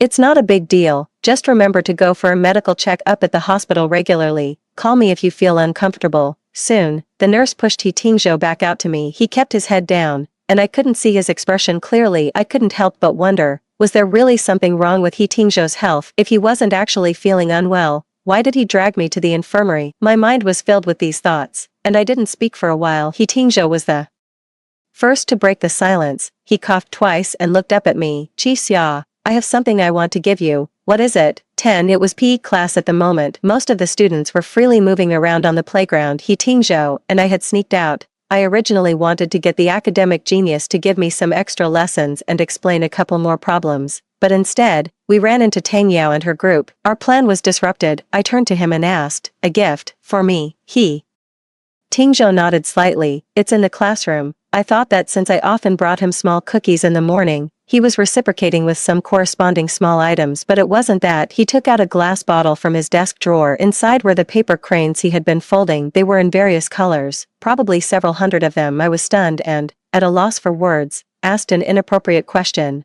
"He Tingzhou, how did you develop such a strange hobby?" As soon as the words came out, I realized how impolite I was being. What kind of behavior was this? Instead of immediately accepting the gift and saying thank you, I was blabbering nonsense. My face instantly turned red, and I waved my hands in a panic. "No, that's not what I meant." But He Tingzhou wasn't angry. He looked at me seriously and smiled. "Qixia, you were the one who gave me my first paper crane." His expression was completely serious, not at all like he was joking. 10 years ago, he opened the jar, took one out, and placed it in my hand. "Do you remember? 10 years ago, it turned out that during the year when I visited the wealthy merchant with the caregivers from the Welfare Institute, I really had met He Tingzhou." My memories came flooding back all at once. At that time, I would occasionally see a little boy sitting alone in a wheelchair. His house wasn't far from the merchant's. It had a beautiful garden, And he would often be there, with a thin blanket over his legs, quietly gazing.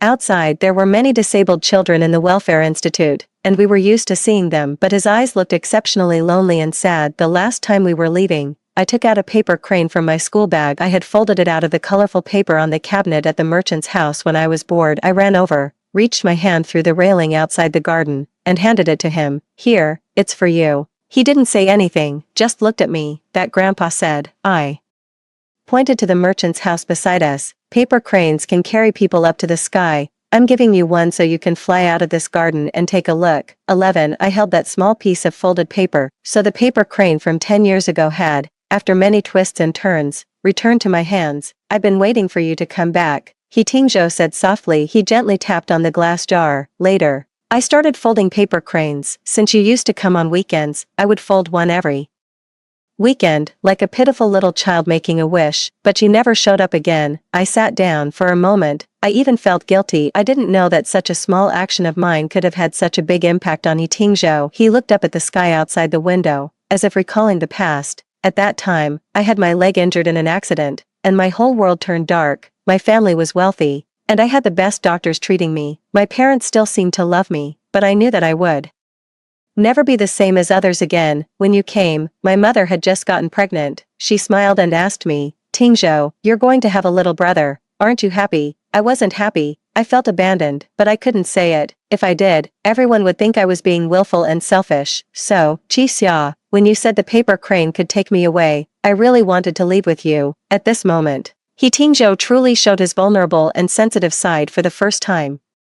Afraid of being abandoned, afraid of being treated as an outsider, I took a deep breath and finally said, He Tingzhou, no one will abandon you this time. He tilted his head, and a charming smile appeared on his lips. Really, even if Bian Yan comes, you'll still choose me. I was a bit confused. Why compare yourself to that guy? I have nothing to do with him. Yes, Qixia, he doesn't deserve it. He Tingzhou reached out and held my fingers. I sometimes wonder why, since He Tingzhou knew me so long ago, he never mentioned it to me in our past life. Back then, we were like two parallel lines, moving straight in one direction without any intersection. A long time later, when we were already in college, he took over the business of an important department in his father's company, and I was preparing to pursue a master's degree. On weekends, we went on dates to coffee shops. I was poring over the formulas in my professional textbooks while he leaned over and insisted on playing with my hair. Suddenly, I thought of something. He Tingzhou, if I hadn't sat next to you in high school, wouldn't we have gone our separate ways? He shook his head and said cockily, I would have written you love letters. When you saw them, you'd definitely be moved to tears by our fate. I gave him a light tap on the head. Humph. I just took his words as a casual joke. After all, in my past life, I never saw any love letters. 12. I closed the lid of the paper crane jar and put it in my backpack. After a while, the bell rang, signaling the end of the PE class. Students gradually returned to the classroom, including Tang Yao and her friends. They were chatting and laughing, looking extremely happy. There were still 2 self-study periods in the afternoon before school ended. During these 2 periods, many students would skip class and go home early, without a teacher's supervision. About 1/3 of the classroom would usually be empty, and this time, Bian Yan was also absent. He still hadn't shown up by the next morning. It was the 2nd period, and the homeroom teacher quickly noticed that some students were missing. When she looked at the classroom, did Bian Yan ask for leave? She called the class monitor out. The monitor shook his head, clearly not knowing anything about it. Due to Bian Yan's special circumstances, there were no parents to contact, and the only option was to call the welfare institute if they needed to reach his guardian. Although it was troublesome, it seemed to be the only way for now. The scene of seeing Tang Yao and the others in front of the storage room the previous day flashed through my mind. I never expected them to go so far as to lock Bian Yan in the storage room for so long. If this matter was delayed any further, it would become very serious. Teacher, I seemed to hear some noises near the storage room yesterday. I raised my hand and stood up. The storage room. The homeroom teacher was taken aback, then quickly understood. She randomly pointed at several students. Monitor, Qixia, you all come with me. After thinking for a moment, she pointed at Tang Yao. You come too. When the security guard arrived with the key, the storage room was immediately opened. It was pitch dark inside, and the air smelled like rusty iron sheets, damp and musty. There were all kinds of unused sports equipment scattered on the floor, and we had to be careful not to trip with every step. The security guard fumbled with the wall outside the corridor for a long time before finally finding the light switch. The moment the lights came on, it was so blinding that it almost made us close our eyes. "Isn't that Bien Yen?" someone suddenly exclaimed. "My God, what happened to him? Someone call 120. Bien Yen was curled up inside a cabinet in the corner, hugging his body tightly with his arms. Beside his feet was a piece of iron that had fallen off some equipment. His arms were covered with deep blood marks from being scratched by the iron piece. He slowly raised his head, revealing his wet eyes. But there was no light in his gaze. He murmured softly, "Dad, Mom, shush-ya, I'm scared." 13, shush-ya. Bien Yen saw me at the first glance. He stood up shakily, walked through the crowd, and hugged me tightly. "Chi-xia, I knew you'd come. I knew you'd come for me." His voice was filled with grievance, confusion, and cautious dependence. "You said you'd never leave me." He stretched out his arms, showing those deep and shallow wounds. "It hurts. But I told myself that you wouldn't abandon me." It would take a while for the ambulance to arrive. Seeing the student in this state, the homeroom teacher's previous anxiety turned into anger. "Who did this prank? If no one says anything, we'll check the surveillance." This kind of atmosphere in the class has been around for a long time, and it's time to put a stop to it. After saying that, she stormed out of the storage room, asking the security guard to take her to the surveillance room and telling the monitor to notify her when the doctor arrived. "Damn, so pathetic. You're good at snitching, aren't you, little Miss Innocent?" Tang Yao crossed her arms, leaned against the wall, and looked at us coldly. I pushed Bien Yen away and faced her. "What do you mean? Don't you understand what I mean? Didn't you just tattle to the homeroom teacher in class, trying to get back at me? Huh, if I really get punished, none of you will get away with it." Humph. I didn't want to interfere when she bullied Bien Yen some time ago, but today, she came here to cause trouble again. Why should I put up with this? I was about to go over and argue with her when Bien Yen suddenly stepped in front of me. "Tang Yao, it was you who locked me in the storage room. It's not fair for you to say such things about Chi-xia," Bien Yen said. "In both this life and my past life, this was the first time he stood up to Tang Yao for me." Tang Yao was as surprised as I was. After a moment of shock, she clearly showed her dissatisfaction. She raised her hand and slapped Bien Yen across the face. "What's wrong with what I said about Chi-xia? I can say whatever I want about her. What are you babbling on about here? Bien Yen, you're so funny. Do you like her or something?" Seeing the situation getting out of control, the class monitor jumped in to mediate. "Come on, we're all classmates. Let's talk this out. Tang Yao, don't be impulsive. Bien Yen, just apologize and it'll be over."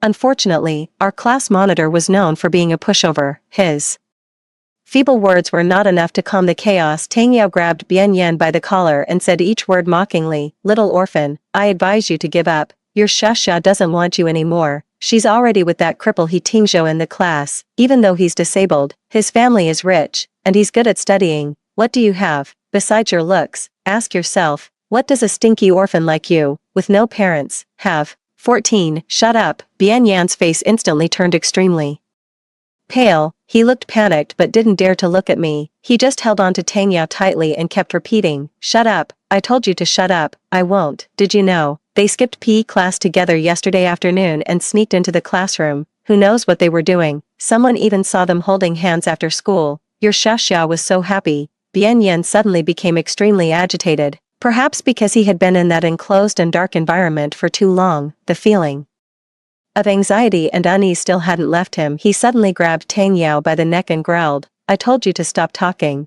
don't you understand?" At this moment, he didn't look like the vulnerable and pitiful student who was bullied in high school. Instead, he was more like the decisive and ruthless leader he would become in the business world later. I immediately had a bad feeling and rushed up to try to pull Bien Yan's arm. But I was a step too late. He pushed Tang Yao against the railing, his eyes red and his voice trembling. "You're the one who's despicable, who gave you the right to spread rumors." Tang Yao was also scared at this point, but she was used to being willful and arrogant, so she didn't back down. "What do you mean by rumors? It's the truth. Maybe they've even kissed already." She was shouting and struggling as she spoke, but before she could finish, Bien Yan grabbed her neck and exerted a sudden, strong force. The two of them were grappling when, suddenly, Bien Yan flipped over and dragged Tang Yao over the railing. The monitor and I rushed to the railing. They fell from the 6th floor corridor, entangled with each other. Panicked screams filled the air. "Someone's committing suicide. People are dead." I ran downstairs frantically, getting closer and closer, until it felt like the blood under Bien Yan was spreading to my feet. The ambulance finally arrived, but it was too late.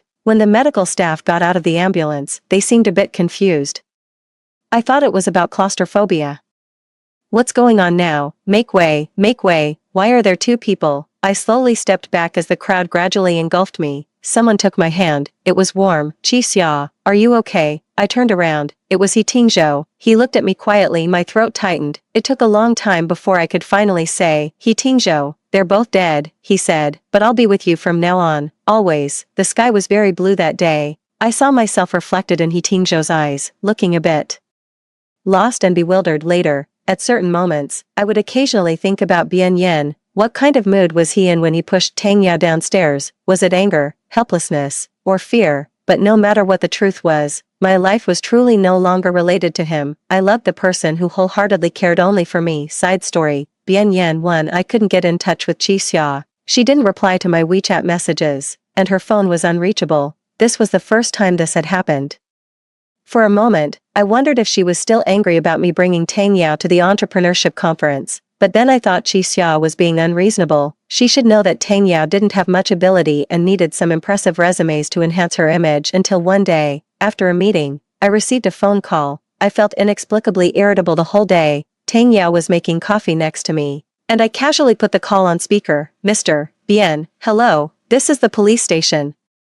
A few days ago, we handled a traffic accident at the expressway exit in the provincial capital. A young woman died. I wonder if you know her. My temples were throbbing. Tang Yao placed the coffee beside me. That damned policeman kept talking. Since she has no parents or relatives, we found that you were the friend she contacted the most. Would you be available to come and take care of Qixia's final arrangements? I angrily threw my phone away. Nonsense. What are you talking about? The call ended with a beeping sound. Liars. Tang Yao crossed her arms, leaned against the wall, and looked at me coldly. Haven't you seen the news? A few days ago, on the expressway we took to the conference, a bus lost control and killed a woman. I found Tang Yao so detestable for the first time and interrupted her sharply. Get out. She looked at me in disbelief. What did you say? I repeated. Get out of here. Fine, you said it yourself. Don't beg me to come back. Bian Yen, too. Qixia couldn't be dead a long time ago, in the orphanage. She told me she would never leave me, so when I went to the police station and saw her body, I still couldn't believe it. I clenched my fists tightly. I realized that I was actually afraid of the truth, so afraid that I was shaking. Sign here. The policeman's voice was cold and matter of fact. My voice was hoarse. Actually, I wanted to ask if she had said anything before she died, but I knew there wouldn't be anything, especially nothing about me. After that, I found that my emotions were becoming more and more unstable. I became irritable and prone to anger, often falling into bouts of emptiness and confusion. I went back to the orphanage and donated a large sum of money. The director treated me like an important person. Mr. Bien, our caregivers often tell the children about you. They all say they want to follow your example. I looked at these children. They were as small and pitiful as I once was, but I didn't feel any closeness. Instead, I felt a bit of disgust. I said, I want to take a walk around the orphanage by myself. The director didn't suspect anything and thought I was just nostalgic for my childhood. I walked alone and came to the dormitory area. The children had been taken away by the caregivers for activities, and it was empty now. I opened the door and immediately saw the room where Qixia used to live. Of course, her things were no longer there, but I still felt like I could see traces of her presence, like that small single bed, the worn-out bedside table, and the wooden wardrobe. I closed my eyes and recalled the scenes from when I was a child, excitedly coming here to find her every night. Vaguely, it seemed like she was still here, sitting by the bed waiting for me. My Shashia. I opened the wardrobe and hid inside. Would my Shashia come to find me? 3. It was 2 days later when my assistant finally found me. He couldn't get in touch with me, and when my phone wasn't working, he had no choice but to drive to the orphanage. The director thought I had left without saying goodbye. But when they checked the surveillance, they found that I was actually hiding in a child's wardrobe. Everyone was shocked. My unstable mental condition could no longer be hidden. The company hired a renowned psychiatrist for me. She was an expert on the verge of retirement, with a gentle and pleasant voice, gradually guiding me to talk about the past. So, you were the one who left Qixia on the highway? Right, yes. I closed my eyes, feeling as if my head was being struck by a sledgehammer. Tang Yao even reminded me that there were no cameras in that area, so no one would see it. My heart was flooded with remorse and pain, like waves crashing. I longed to go back in time and change everything. However, the doctor still didn't show any sign of blaming me. She simply asked, Have you ever thought about why you're so tolerant of Tang Yao? She bullied you, humiliated you, and looked down on you. Do you really like her? I shook my head. I couldn't answer this question after a long while. I said, I just hoped she would be nicer to me. Maybe you're just projecting your feelings for others onto her. The doctor poured me a glass of warm water. The lack of parental love during your childhood made you feel that there was a missing piece in your life. Perhaps Tang Yao's appearance just reminded you of the darkest period of your life. She made your life so miserable, but sometimes she also gave you a little bit of sweetness. This tiny bit of kindness, which would be insignificant to an ordinary person, was magnified infinitely against the backdrop of the pain she inflicted, but you forgot about the girl who always stayed by your side, helped you grow, and would never dream of hurting you. Bian Yen, you need to learn to love. Don't let yourself be manipulated by PUA. For when I got back to the villa, I found that Tang Yao had actually returned. She was sitting on the sofa. Nonchalantly, when she saw me enter, she stood up immediately and threw her arms around my neck. Bian Yen, you're back. I heard you went to the hospital. Something was missing in the villa. I pushed her away. Where are Qixia's things? I snapped. She didn't care. What's the point of keeping things belonging to a dead person? It's so unlucky. I was almost driven mad with anger. Those were my only remaining memories of Qixia, and she had thrown them away. Trembling, I suddenly slapped Tang Yao across the face. She stared at me with wide eyes. Then, slowly, the corners of her lips turned up in a strange smile. Bian Yen, you're disgusting. Do you know what I found in your desk today? Love letters that He Tingzhou wrote to Qixia in high school. It turns out they knew each other since primary school. If it weren't for you, Qixia might have been with He Tingzhou a long time ago. It was you withheld He Tingzhou's love letters, making him think that Qixia didn't remember him or like him at all. If they had been together, would Qixia still be dead? Tang Yao always knew exactly how to hit me where it hurt. Yes, in the final analysis, I was the one who caused Qixia's death. Tang Yao took slow steps towards me. Her hand gently caressed my face and then stopped at my throat, lightly gripping it. Actually, Qixia and I could be considered childhood sweethearts. Your pure and innocent Xia should go to heaven, she said, standing on tiptoe as if she were going to kiss me. Yes, someone as vicious, calculating, and greedy as her. We should die together. I pulled open the drawer of the desk and took out a pistol. At a banquet once, a senior executive from a rival company tried to insult Qixia. I picked up a wine bottle and smashed it over his head, but I still couldn't rest easy, so I bought a gun. In case something like that ever happened again, I wanted to make sure Qixia wouldn't be harmed. Tang Yao, a despicable and cruel woman like you will never be loved by anyone. I pressed the gun against her chest and pulled the trigger. She looked at me in disbelief. Blood spattered all over me. The last bullet, I saved it for myself.